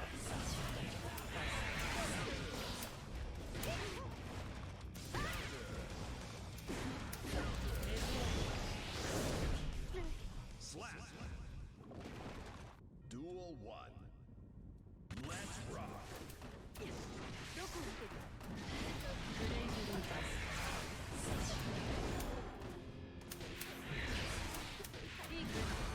Well, that's kind of a good brace for me. Nice.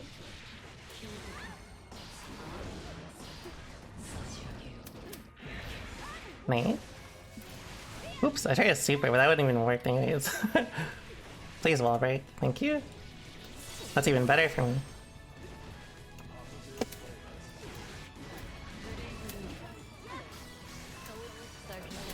Oh, I did not even mean to do that. I don't even know how I got that.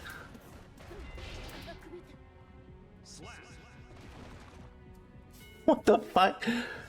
My hands got possessed. Daisuke possessed my hands.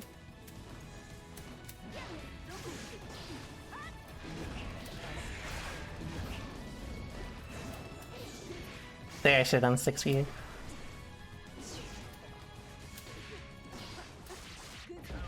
Well,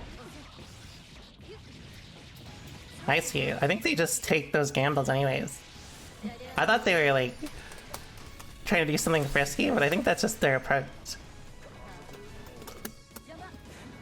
Oops, not supposed to be fireball.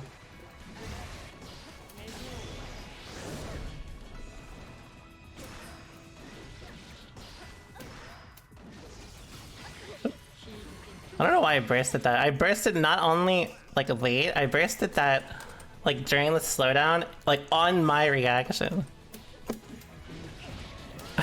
Yeah, I'd want to win anyways. Oh.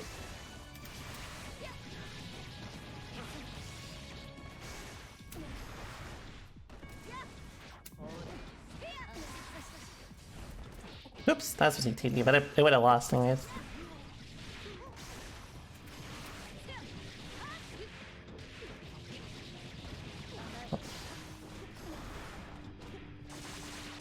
I should have supered. I forgot they try to rob out games with 6k a lot, so I should be more willing to look for that.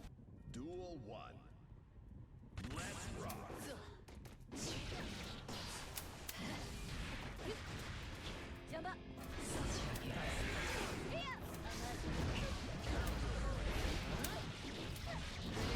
Good decision not to break.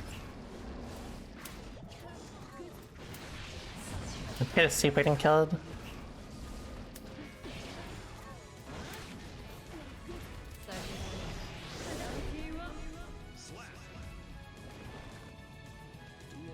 Yeah, I didn't need that bird. Even with my Xbox, everyone has one.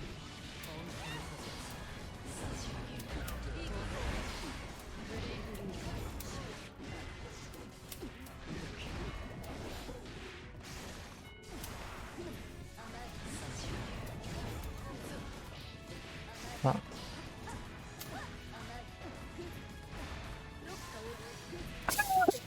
Okay, I think that was worse than actually getting hit by Estet.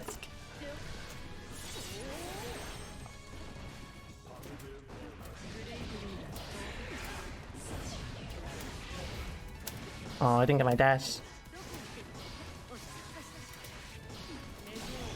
Goodbye. Ouchie mama. I like that. Right?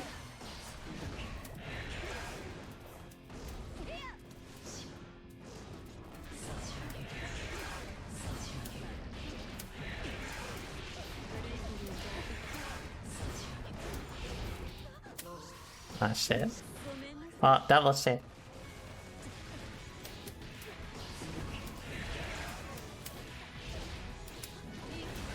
Well, that's probably not a good burst.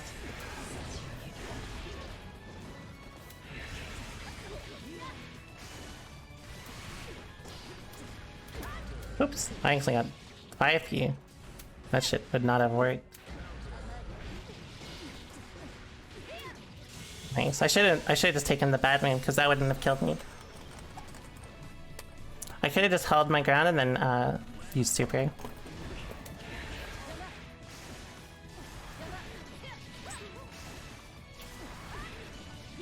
Keep pulling a little too. I keep pulling down a little too early.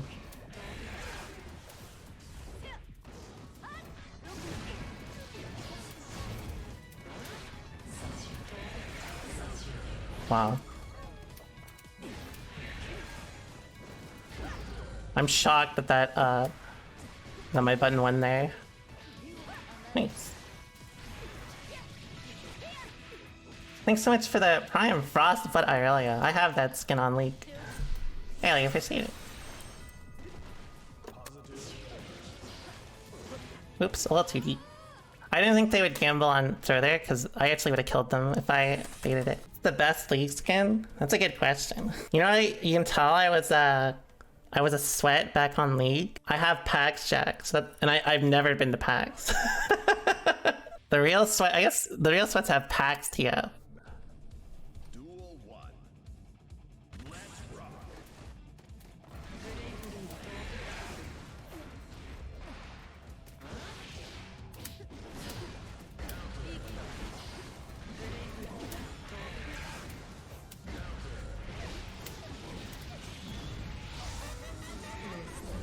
PAX Jacks? PAX Jacks when I played, it was like $40 on eBay. I was like, I'll take it.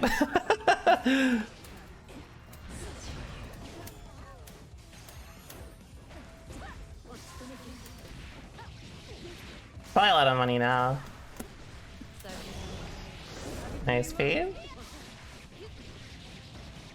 Oh, that's cool. I've never seen that before. With the 2H.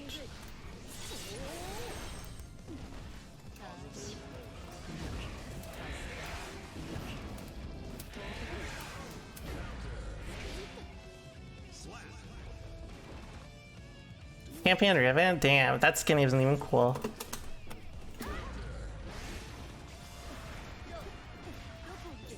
Oops, I missed too late.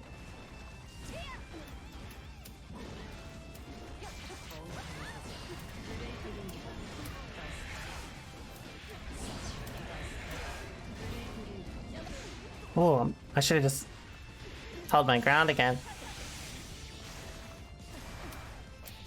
Oops.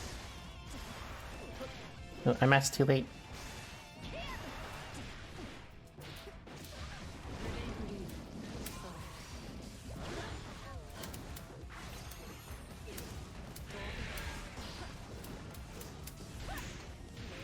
That was my instant block.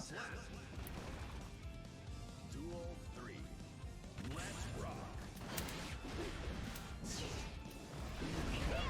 Nice. Ooh, yeah, they contest way more than I thought. That's good for me, because again, my damage is not through, like, if they were a lot more careful about the places they swung, I would probably not be able to do as well. At least until I figured out the matchup further.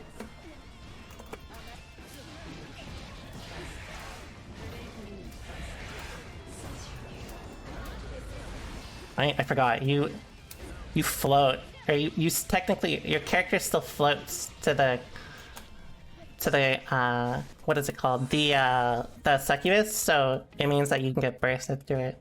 Duel 1. But I guess that it's probably theoretically better that way, because you can pick up trumpet.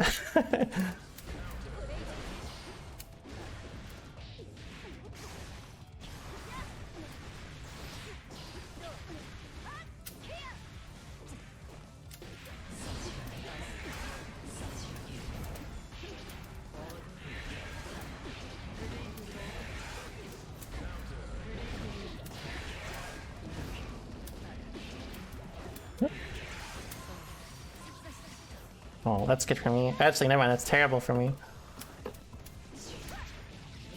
Thanks. Oh fuck, I accidentally TP'd an extra time. Okay, they don't know what they don't know how to beat it though.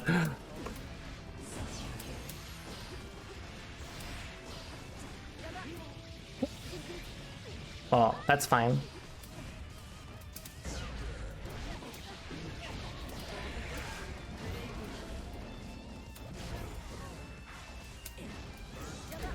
Oops. Let's see, slow. Duel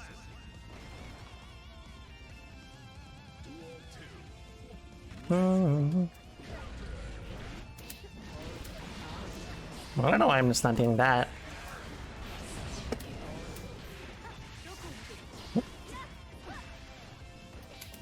Oh, I need to use 5k there. Because they always hold their ground with their own 2k. Oops. My fuzzy throw.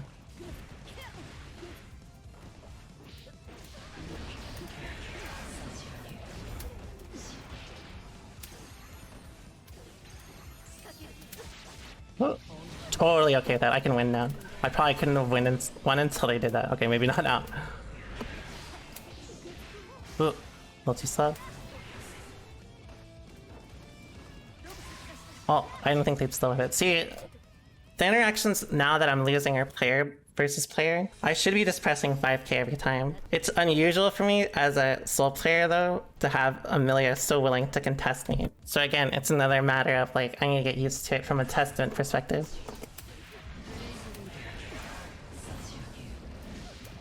Oops. Nice. Sorry they didn't bait that there.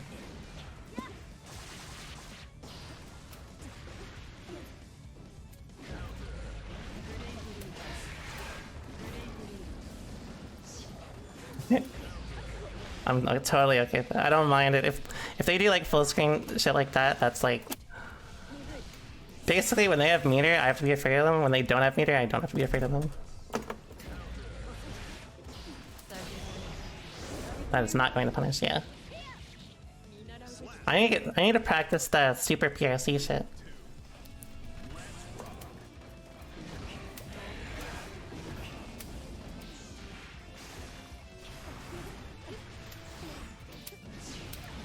I need to find something better off that too.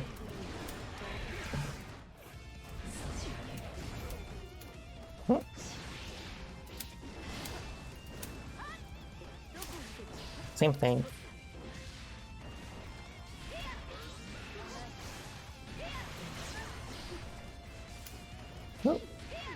Same thing. I should be pressing 5k every time against them. It would cover every interaction I've lost so far.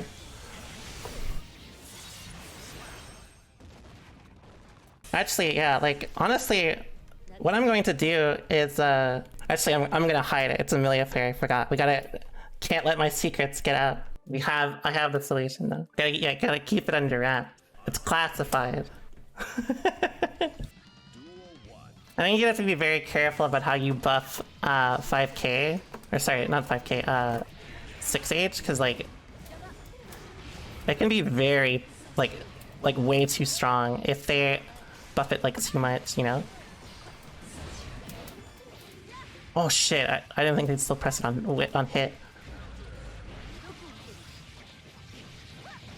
Actually, yeah, I have an even better idea now.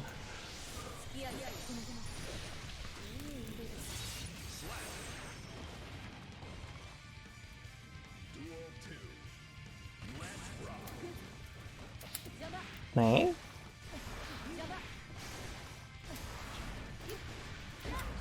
Nice.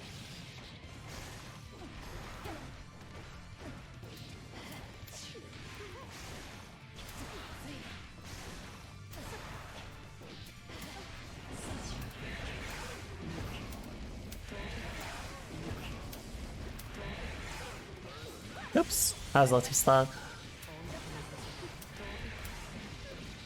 Oh, holy shit, that comboed. I did not even know that comboed. We're learning.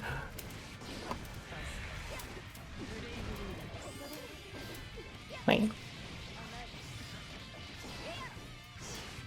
Oh, I did the wrong move.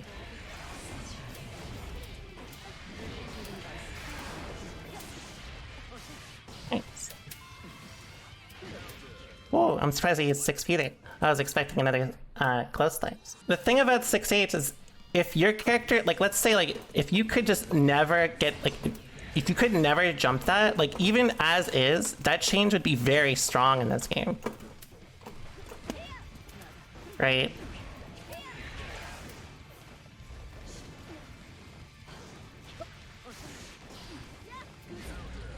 Yeah, I think my problem with them is that I think my strategy is too risk reward heavy, and Millia's risk reward is probably too much higher, like a little too much higher than Testament's in terms of like consistent return off pokes. But once I have Stain, it's fine. So that's probably why I have so much of an easier time with Soul, because like if they play that way against Soul, it's like over. I can like be super lazy, but with Testament, it's a lot more interaction based. So like trades like that can be like pretty disastrous for me.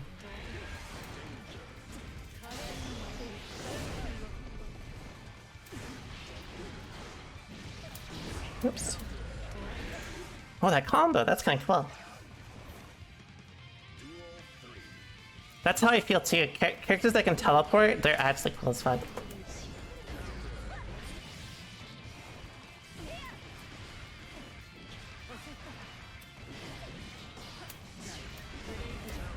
I tried to fight you, that was a little ambitious.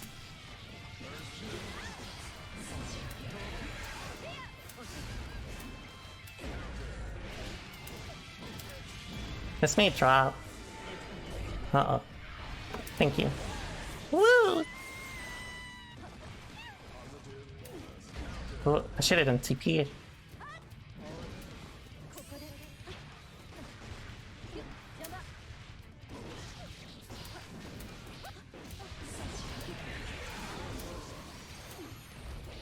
Oops. I need to stop trying to air it though. That doesn't even work against Millia.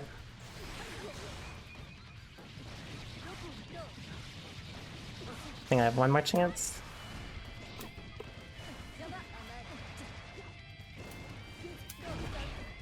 Yeah. That is why the fact that they have to use 6p is not that big of a deal. If they did close slash, I would have died.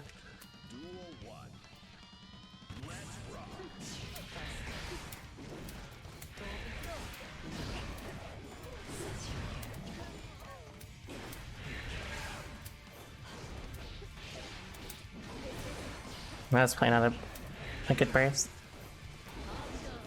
Oh, I did not mean to do that. I got lucky. Oh fuck, I thought that was a hit. I was that confident that they just would not block. My bad. Nice. I need to stop charging it so hard. Right, I don't mind again, because... Wait, why don't I just do this? What is wrong with me?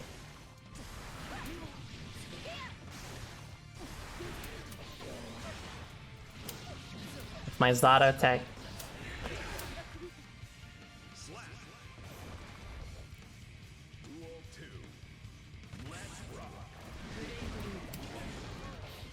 Like, that was me being a little too ambitious. I'm calling it out correctly, I'm just like I'm doing it the wrong ranges. I don't really mind. Again, still no wall break. Even though if they hate the knockdown, I don't mind it, because if we keep resetting to neutral, it gives me chances to RPS with you again. So it's like, why would you constantly do that? Like, again, the problem is that, like, most of my damage will come from Stain or a specific counter hit, right? Oops, I missed my instant block. So, like, it's a direct, like, detriment to avoid using a knockdown like that. Oops. I don't really care either. Oh, actually, they got super. Oh, but they didn't use it. Okay.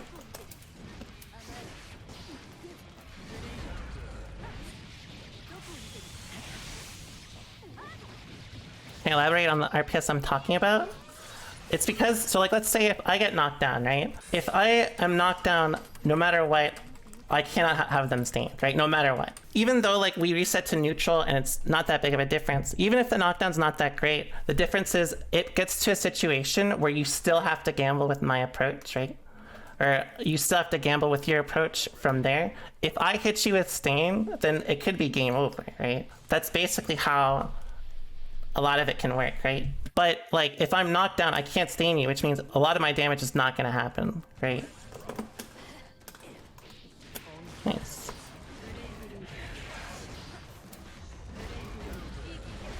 Oh, again, I forgot. Oh, that'd be my 2k, my bad.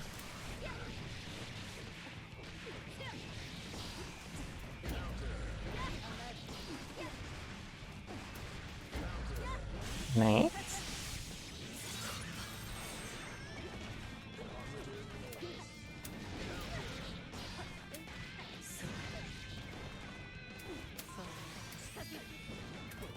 Oop, I should have done a TP.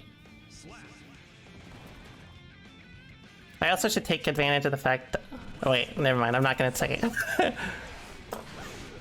You lost educational privileges.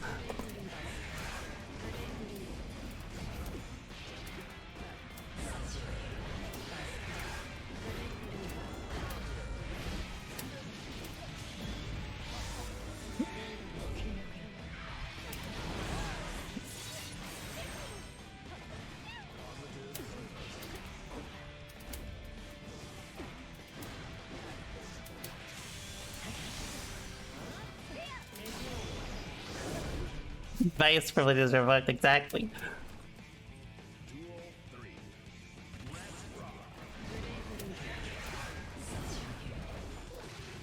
I need a double tap 2k against them.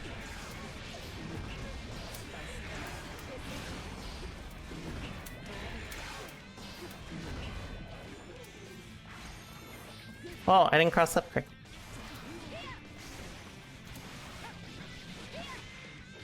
Uh-oh.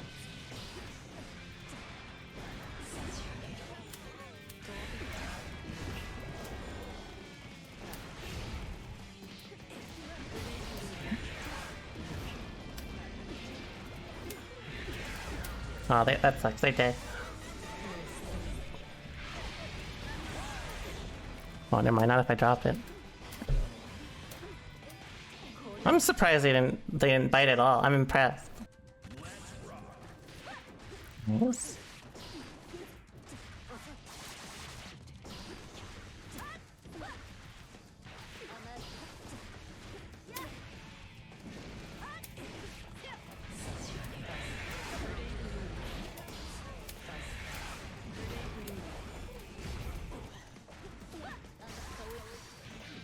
Nice.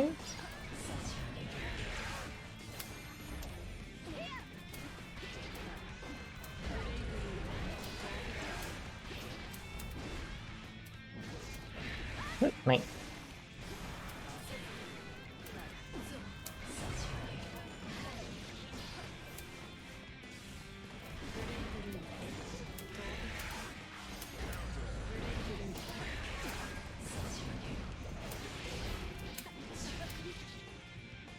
Cool shot from Testament though, right? You tune 1, and are you really asking how much would you recommend this fighting game? The last fighting game I played was Fighter Z. I would say about... I would recommend it very highly. It's definitely one of the better fighting games to start getting into. I would highly recommend it.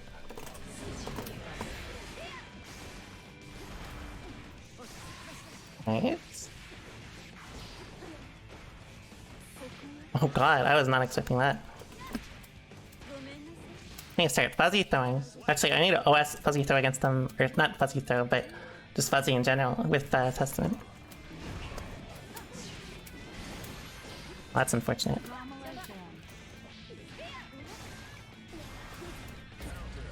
Thanks.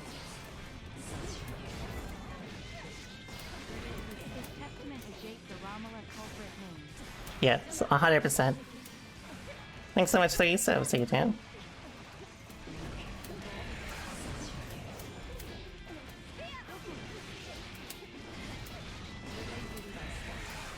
Testament knows class. That's how you know that they played Jake the dog. Nice.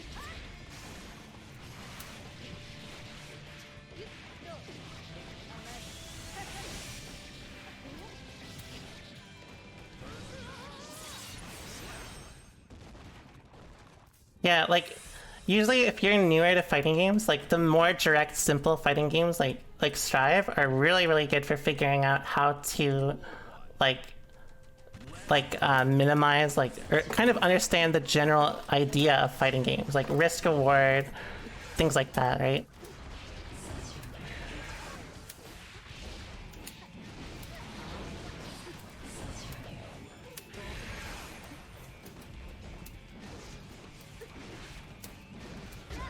Nice.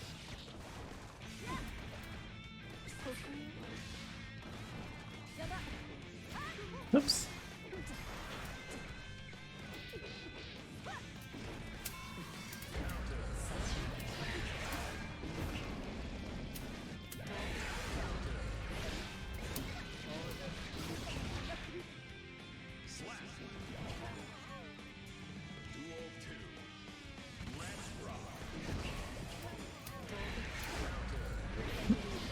That was a bad, oh.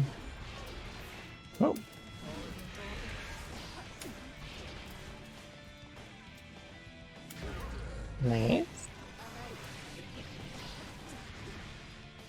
Oh, I backed nice too late.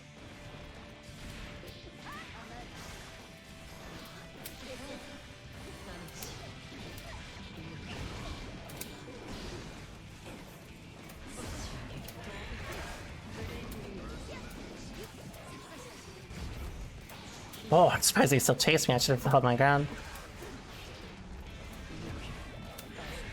Nice. They don't super. Let's skip, yeah.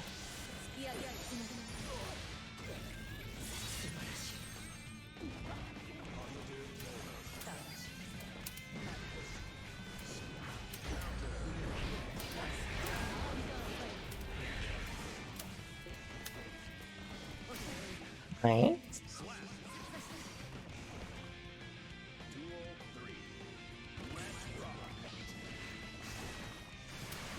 I keep fussing, I keep fumbling my fuzzy OS.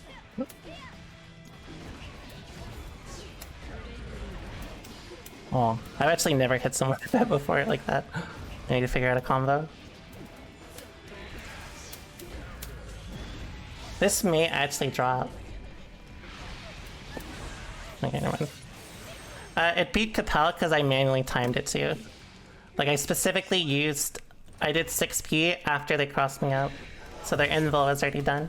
I'm so happy. I'm so glad we finally finished the PS5 series. So maybe next month we'll run. I'll stream Demon Souls, PS5 Demon Souls next month. I think maybe after Combo Breaker. Gotta finish Outer Wilds first. I'm waiting for Ryan to get back. I also want to stream God of War. Duel 1. Let's rock. Right. That was a little frisky of me. Right.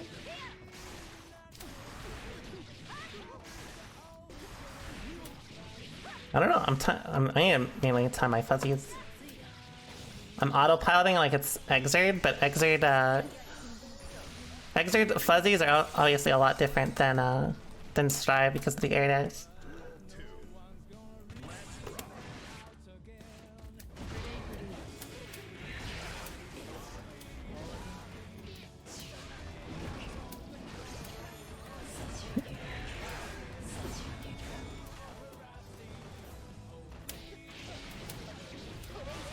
That's kind of a good burst for me. Please combo. This may be a little ambitious. I will admit. Yeah.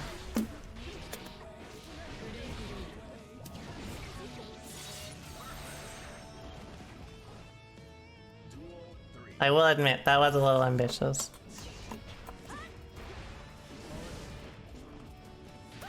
Nice.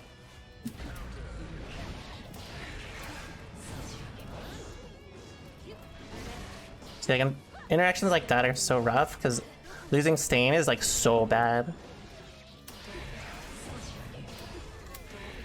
That like when those trades happen like that, it's quite, or not necessarily trades, but when you get counter poked like that, it's quite bad.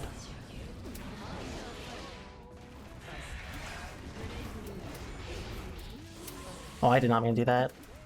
I tried to be a little spicy. Oh, I tried a fireball. There's no way I was gonna block there. But it ate my 5p anyways.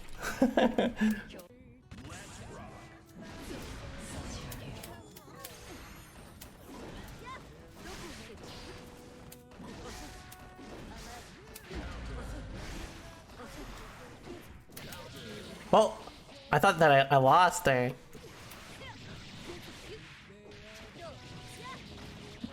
I've had the input display for a while. I'm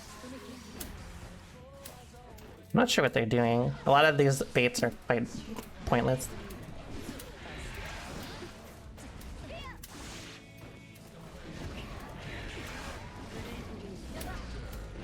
Thanks. So how Stain works is after, I think it's what, after the 23rd hit? Well, that actually comboed. After the 23rd frame after they get hit, it will proc, and there's, the RC has the slowdown and proration. So, like, those things do matter for, like, a few reasons. Oops.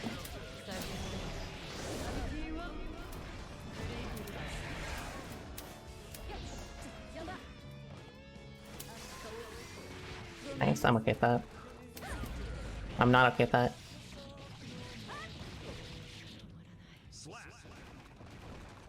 I should be doing more fuzzy IBFD in general.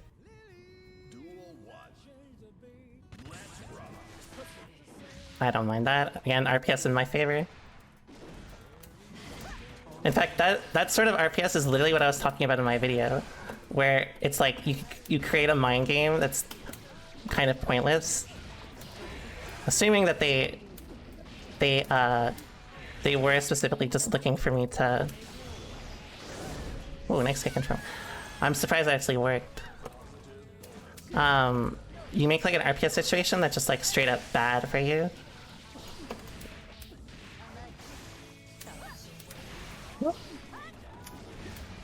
Oh, I did that because I thought it would combo.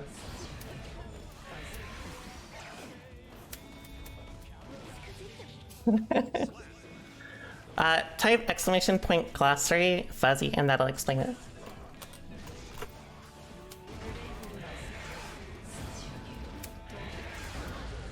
I'm sorry.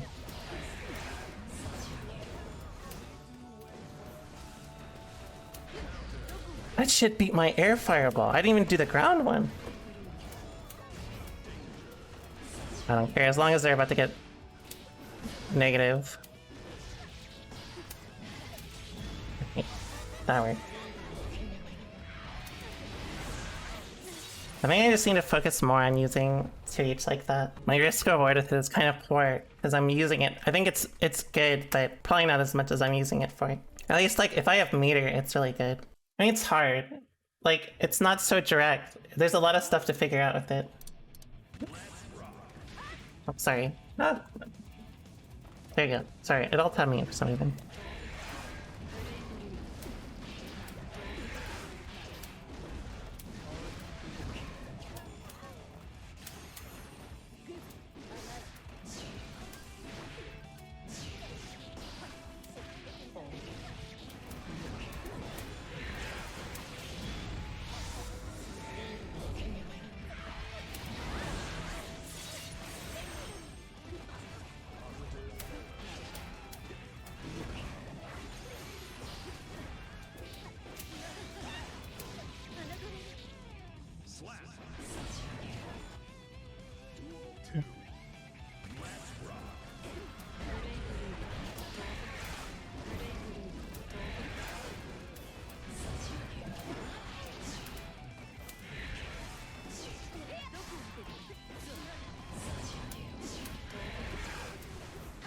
Oops, I fucked up. I did not mean to do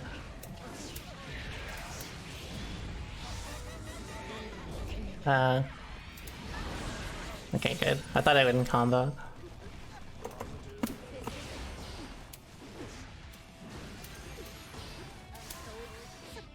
I'm okay with that. I'm not okay with that.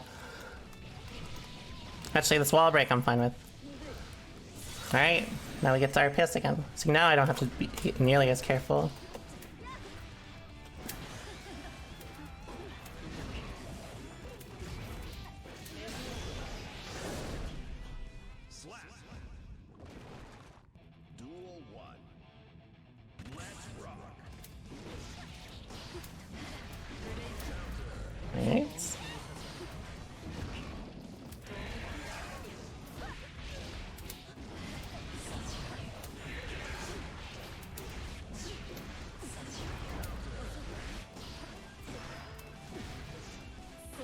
Well, I'm surprised they still did it, but they probably weren't. They weren't expecting me to be as defensive there. Well, at least they don't have meter. Actually, this may still kill me. Oh, never mind.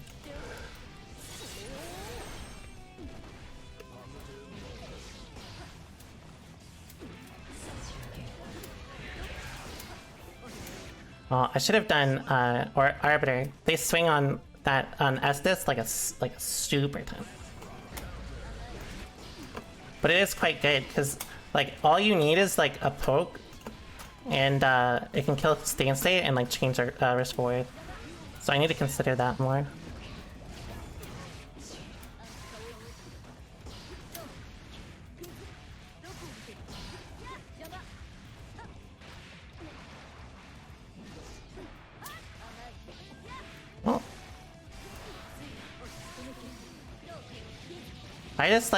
I just play whoever's fun. Things like, what's it called? Things like how strong they are does not matter to me. Especially like right now, like I am not like, I don't enter like tournaments every week, so I don't really care.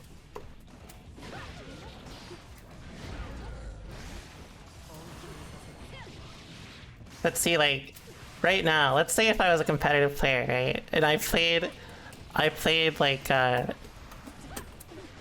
I played Kazam in tournament. I would just swap this all, like straight up, because like I don't care about fun as much. I just know I could just like run soul shit and like kill most people with it.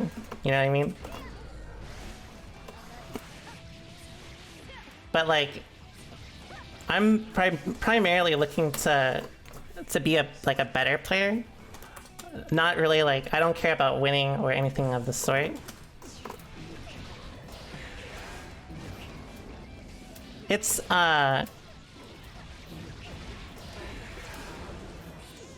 partially aesthetic, but it's mostly whoever I just find the most enjoyable. Usually I like a lot of mid-range characters. Those are usually the ones I find the most enjoyable.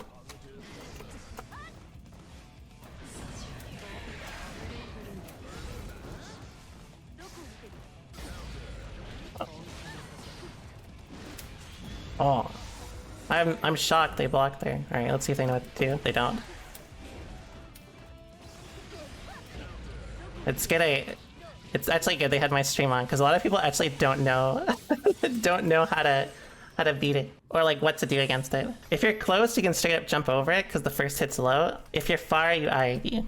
I just play whoever's fun unless I feel like I should be competitive. Or if I want to be competitive, you know?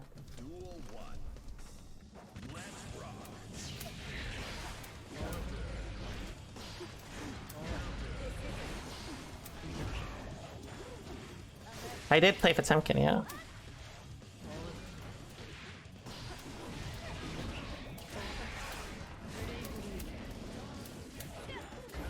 Right.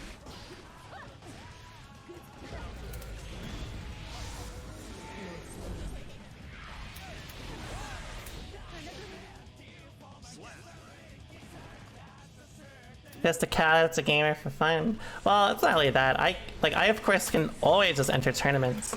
It's just like playing like to win frequently versus like playing to improve is a big difference, right?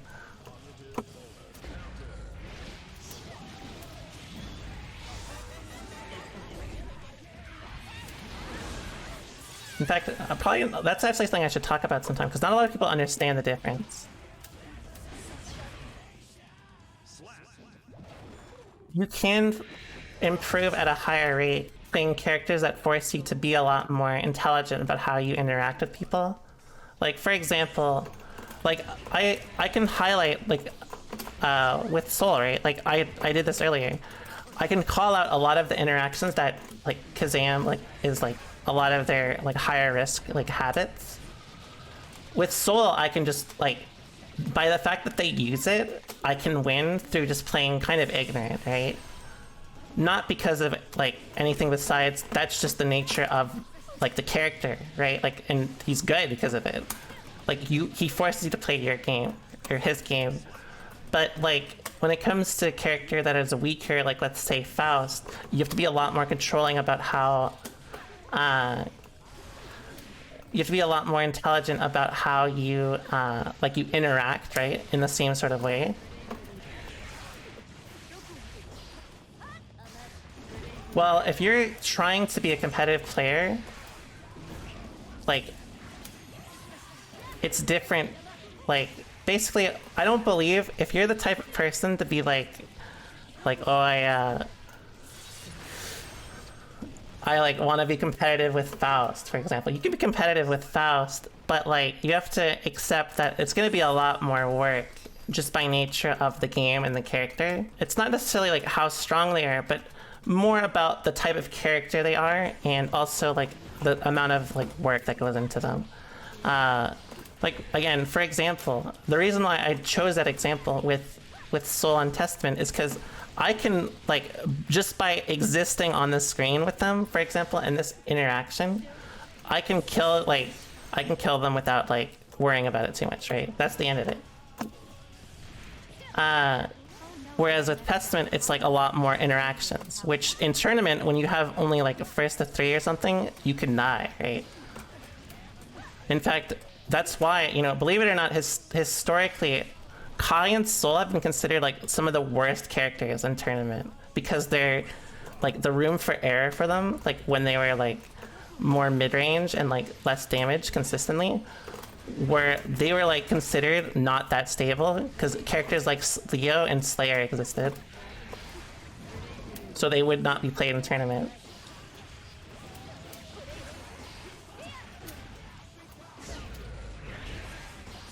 It sounds funny to think about, right?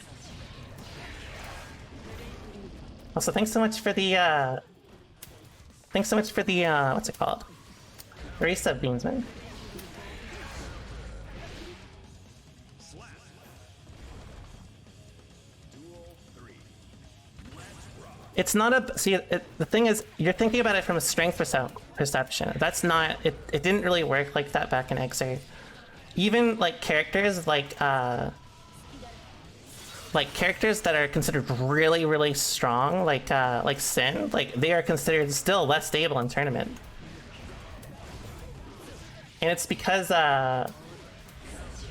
just by nature of like the game, like essentially you can play stable with these characters, but the problem is it still boils down to like characters can just oops you in one interaction, right?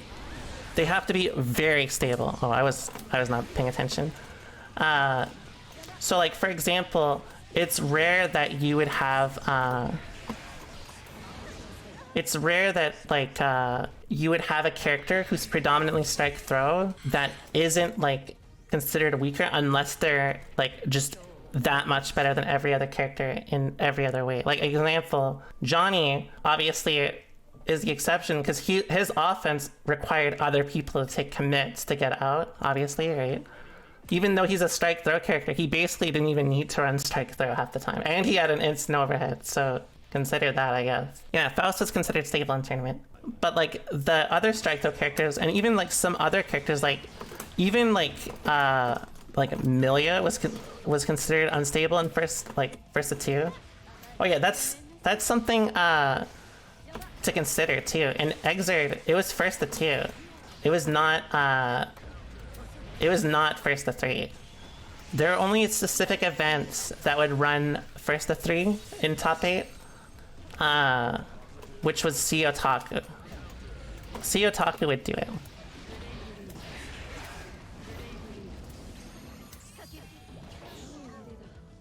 I have a video addressing healthy mile markers for improving. I feel like using tournament results for me gets me lost in pursuing a formation. Again, it's about like what is improvement you can feel, right? You never want to use like a player as a basis because they are always improving, which means there's a chance that by you like using that as a basis, you could believe essentially you go from being the best player in the world one day to being like the worst player in the world the next day. If you use players as a benchmark, you're already kind of screwing yourself over in that way, because it's not something like sustainable, right?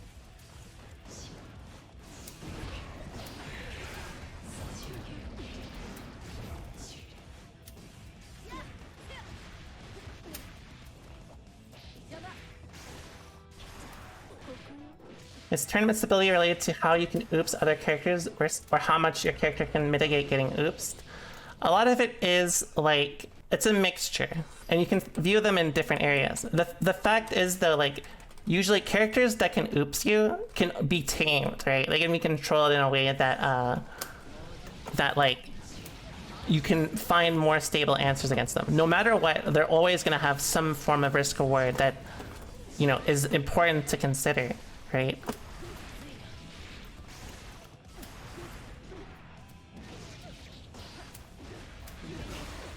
Well, see, that's why I have the mentality I do. So like, let's say if you frequently deal with players that are results driven in that way, then their success is going to be limited because there will be a point where they can't like get any further if they let that like sort of ego get to them. Again, that's why I have the videos I do, right? Or I make the videos I do. If they don't like kind of, oops. If they don't have the on what? That's new. I've never seen that happen before. But I mean, it makes sense.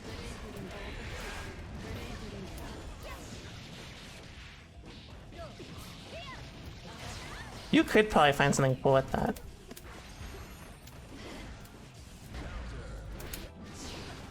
I could have RC'd, actually. New whip just dropped. But yeah, in Japan, they used to do first to one tournaments in arcades. That shit was brutal. Oh my god.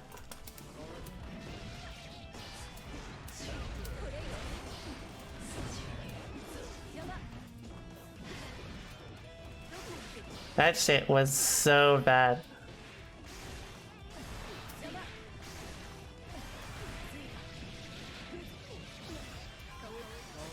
Any tips on using 2H? A lot of it depends on matchup, really.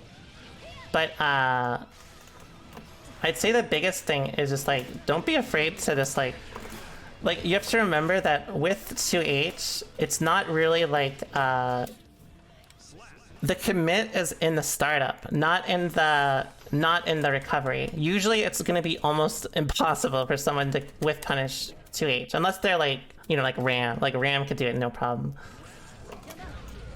But it's like rare that any other character will be able to do it consistently.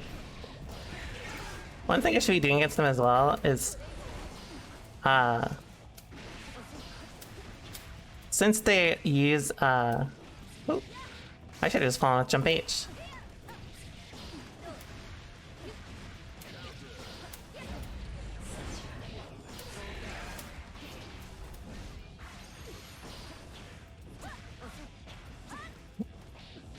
Okay, TB.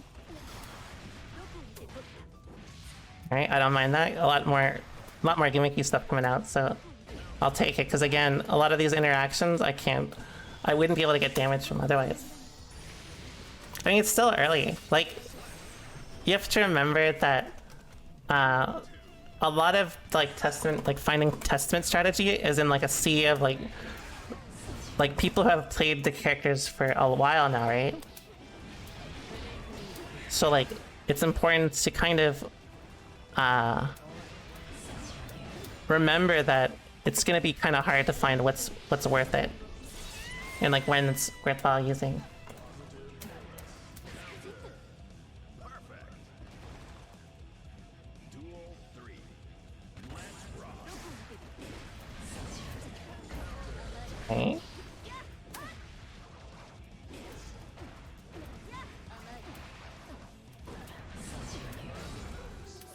Well,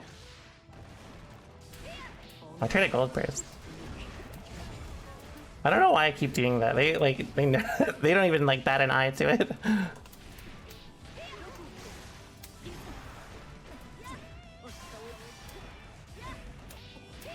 Nice.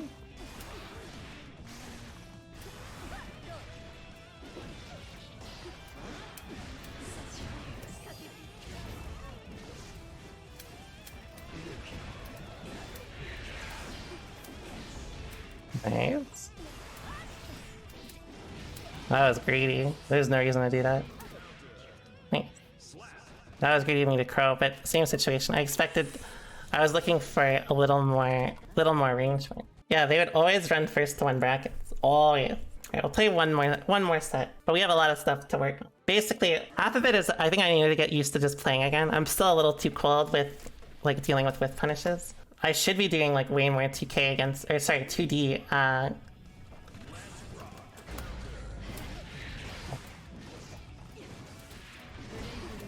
Oh, that's not good. Yeah. I should have delayed it.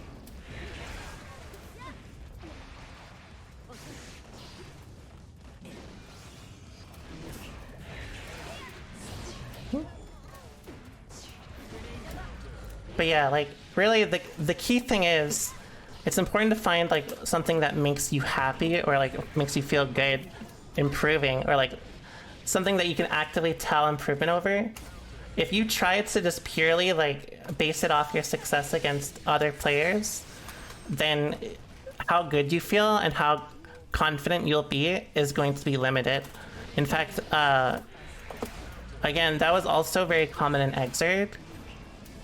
So like a lot of the time it was almost as bad as like someone would start getting good, right? And back then, GG was not as popular, right? It was a lot more limited, or like it was a lot less common, I should say.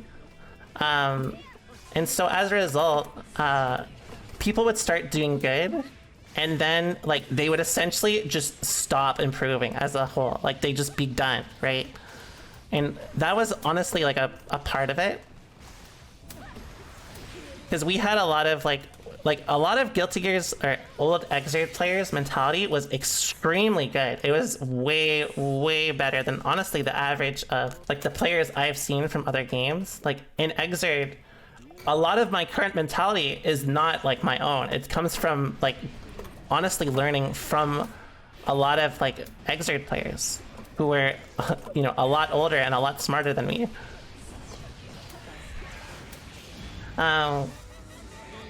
Honk. So like essentially how I kind of started to view it was if they started to like feel themselves like even slightly, I would just stop considering them a threat in bracket, because it became so predictable that like when your ego is dependent on how successful you are against somebody in like tournament or like in casuals, then that means also like if you're about to win, it's gonna hurt you a lot more than, or it's gonna feel like a lot more important to win than like, let's say if I'm just playing to like, you know, perform as is, right? So like what I mean by that is, have you ever played against someone, let's say you respect, and it's you like get really tense and you like sweat and then you probably choke, right? Have you ever had that sort of thing happen? Slap. Duel 3. Let's rock. To cheese you out. It's super common.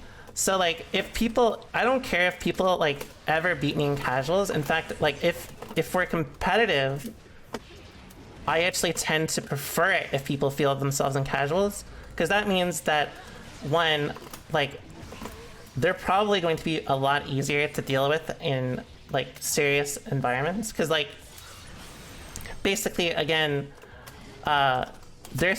their confidence and things like that is entirely dependent on how well they do against somebody, which means that if they just don't do well against someone, they're gonna die.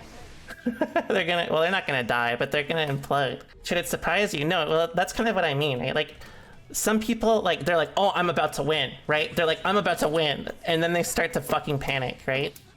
Have you ever had that? Like, you're like, oh, this player is really good, I'm about to fucking win. It's like, especially if it's someone that has beaten you a lot, or is like someone that you look up to. This is literally, if you have that situation, it's almost 1-to-1.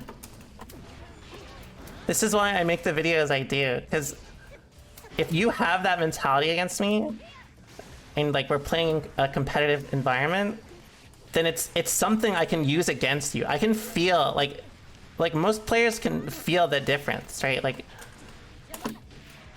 oh, they're suddenly like starting to move really fast. They're starting to like 5D and shit all over the place. Like, this is not, and it's a common occurrence too, mind you. So like, it's not just you. It's very common.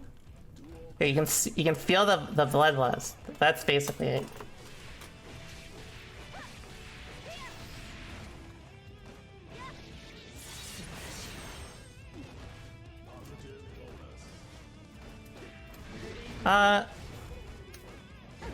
I've never heard play to not lose versus not winning. I've never heard of that.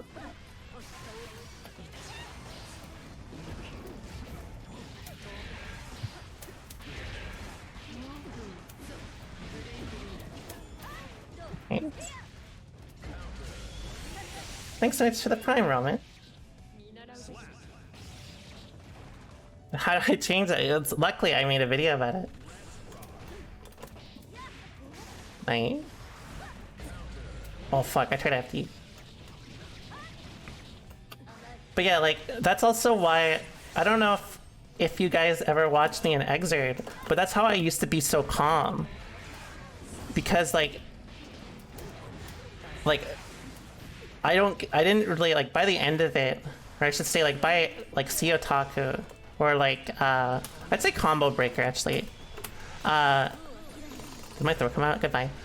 By Combo Breaker, I had come to the conclusion that like sometimes I don't even need to really like be that intelligent about the way that like I approach matchups if people have that like the thirst to beat me, you know what I mean? And it's hard to get rid of if you've gotten to this like, all right, GG's what's your name? Kazam. GG's Kazam. Thanks for gaming. We got some matchup strategy to find out. I think actually one thing I need to check because I've never actually hit someone with it before. All right, what was the thing I practiced? I don't think I've never hit someone with this before. We need to actually find out right off it. Well, maybe you just get that. Do I think this is related to autopiloting and not being more in the moment? Not necessarily. There's a lot to talk about. I talked a little bit about what I thought for the Soul matchup, but basically, like, honestly, to be very blunt, a lot of the time when I play Soul like that, it's because like I feel like I can get away with like just winning off of raw risk reward than anything else, which means it's like sometimes we're not even like really playing the matchup. I'm just kind of like flailing. Yeah, like the reason why I was able to be so stable is because I quickly got tired of that perspective.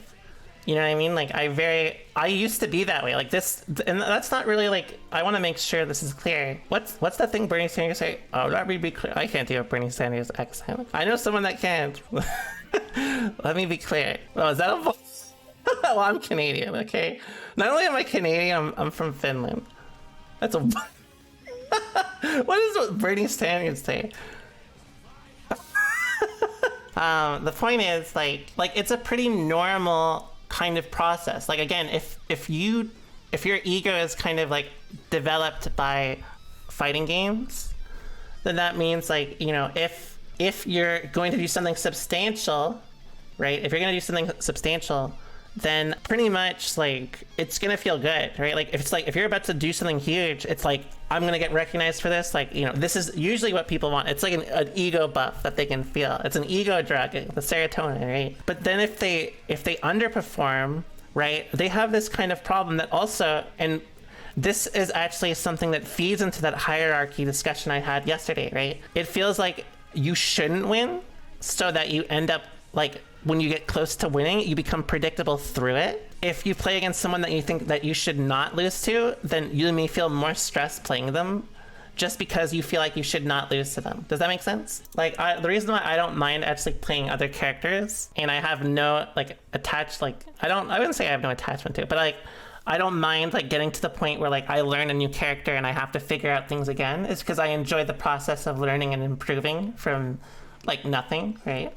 But I also, like, competitively, if I actually enter something, then it's actually the benefit that it becomes kind of easy to take advantage of if we're ever in a competitive environment. Because, like, not only does it also gauge, like let's say in casuals, I'm not incentivized to try. I'm focused to, like, just improve. As a result, if you have a basis or a thought, like a game plan against me that's different, you know, that's based on my casuals approach, then it ends up being a detriment. You feel me? So sometimes if you're focused on winning, you can also kind of download your opponent in like an incorrect way. A great example of someone who takes advantage of this very well is Hotashi, because Hotashi just does whatever he wants in casuals. But if you have that same opinion of like how to fight him in casuals than in tournament, he'll fucking kill you, because like that's just how he plays, right? And like it would not surprise me if like other players that I've not played are similar, like Latif or Slash, like great European EMEA players. What are my thoughts on the mentality of staying live more than winning? I like it. I like that idea in some ways, but personally, like, how I think about things is more about along the lines of I like the concept of whoever is better can just win, and not just immediately, but like, let's say my perspective is if I'm better than you in terms of odds, I will win more than not, right? Like if I lock in my character, we're both playing competitively, and like, you know, it's a competitive atmosphere. I don't think about who's gonna win. I think whoever is better is going to win more often than not. And the more usually the more habits they have that show like what they like to do is usually where I'll tend to feel more confident in how I execute my game plan, but I never really feel pressure of like trying to win.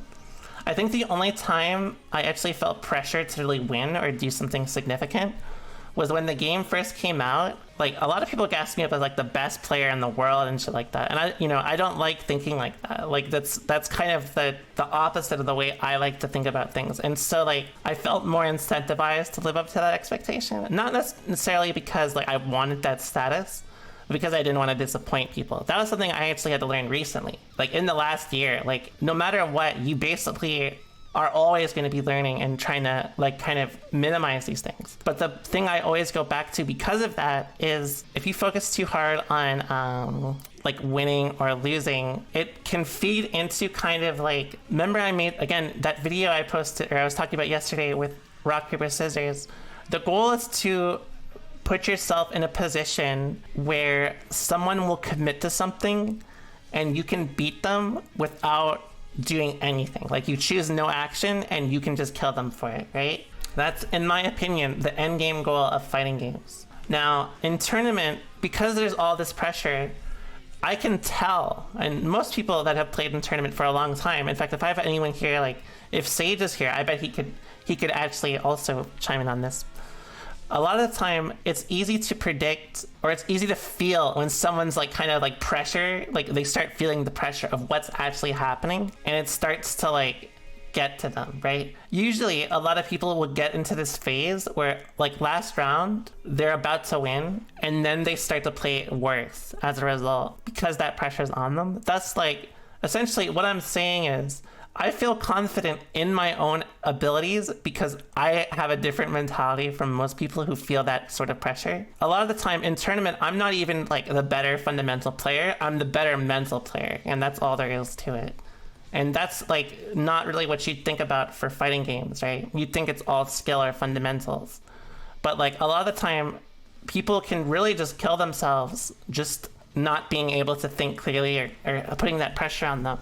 That's why I avoid that sort of thing. I know everything I just said make it sound like I'm a freak, but you get the point. I've also, ever since we started talking about the mind freak shit, as soon as we started talking about like the mind freak shit, I've started using freak all the time. I don't know why. I can't stop saying freak. I absolutely cannot. But see, like, let me give you an example. I don't mind losing sets, like challenging my view on something, because I like the feeling of improvement. And like, let's say even if I lost 50-0 or like I won 50-0, there's a lot to gain from something, even if it's just validation of your game plan, right? I approach matchups like, I try to approach them as like open-minded as I can. Usually, like, you know, for example, someone earlier said it feels like Testament's not that good because essentially you're like a footsies character in like a game full of like bulldozers. Like you're like a hungry hippo between like monster trucks. Like you're the game, not a hippo. Like you're just like you're actually the game on the ground, and there's a bunch of monster trucks around you. Do you think my accomplishments help my mental? They helped me when I was younger, and I didn't understand why I felt bad losing or why I only felt good winning. It helped me realize it was kind of pointless. Like I've told the story right before. Like I won Evo for Exert, and I was just like, I don't really care, right? Because it's like, the reason essentially boiled down to I cared too much about what other people thought, and so like I invalidated my own win because I thought other people would, which is kind of weird, isn't it? Now I would probably just say like, you know, be proud of your accomplishment. To me, like it doesn't matter if like you're proud of yourself for like a major win or a small win, but I think celebrating your accomplishments is very important, but also it's important to be realistic and not let it get like consume you. Does that make sense? Like, even if a lot of characters are like very strong, they do a lot of damage, or like risk reward is skewed against X character or whatever, it doesn't mean that they're weak or unplayable. It means that the strategy I have to do is probably like, it requires more thought. That's like specifically when I played sorry, I forgot their name again. Kazam, I think. When I played them, I thought I had a good base on like how aggressive to play the matchup, right? A lot of it was a kind of an expectation from my soul matchup experience, like I would be able to just interact with like raw risk reward, right? But if you do that, it's kind of counterproductive and doesn't work a whole ton. So that's why I experimented with soul for a second to specifically test, like, you know, is there something major I'm missing, or do I need to really boil it down further, right? So for another example, after all that set, that basically taught me I need to tighten up my neutral, my defense, my offense a lot more, and be a lot more creative about how I force RPS rather than just, you know, hold that, right? So like essentially what I'm saying is a lot of people may feel like, oh, this character's weak because I have to, you know, everyone else does so much damage and I die if I'm wrong or something. If you choose an option, it is your commitment, first of all. But also, like, a lot of people, when they say that and they don't even realize it, they have an expectation, or like kind of a, what's the term, like an entitlement. It's essentially entitlement to a form of success with their character that other characters like have access to, right? Like essentially, like Soul can kill you from one counter hit, right? They're like, well, my character can't do that, so like there must be weaker. But that's not really true. It's like you can't always force interactions in the same way, and you have to be a lot more creative about how to interact, or like how to be safe, or how to like choose your options, right? All these things are important. What I'm saying is a lot of people may say, they may get frustrated and say, oh, Testament is weaker, but my perspective from playing Kazam there is that I need to tighten up and do a lot more like smart, intelligent decision making, both based around training mode, but also like more experience in the matchup, right? Because I've not really played the matchup a ton. I played a little bit with I think Walter when when Testament first released, but like there's still a lot to figure out. And the more complicated a matchup is, or a strategy, it usually means it's going to take more time to be a lot more specific, right? And again, the reason why I think like this is because I don't care if I lose or if I win. At the end of the day, what I'm thinking about is the end game. If someone's strategy is truly better than mine, they will always be able to beat me. But if their strategy is not, then they'll get surpassed, basically, right? They'll get overcome. So like that's why I challenge myself a lot more about it, and that's why I don't mind playing weaker characters, right? This is kind of what I'm talking about with earlier, right? I've just playing that set, right? Some people may get tilted mid-set and be like, I hate this shit, whereas I'm already trying to think about other ways to approach it, right? Because I know that at the end of the day, it's more likely that I would be able to go further having this mentality than not. Does that make sense? That's basically a lot of how I think. Also, I'm hungry. What do I eat today?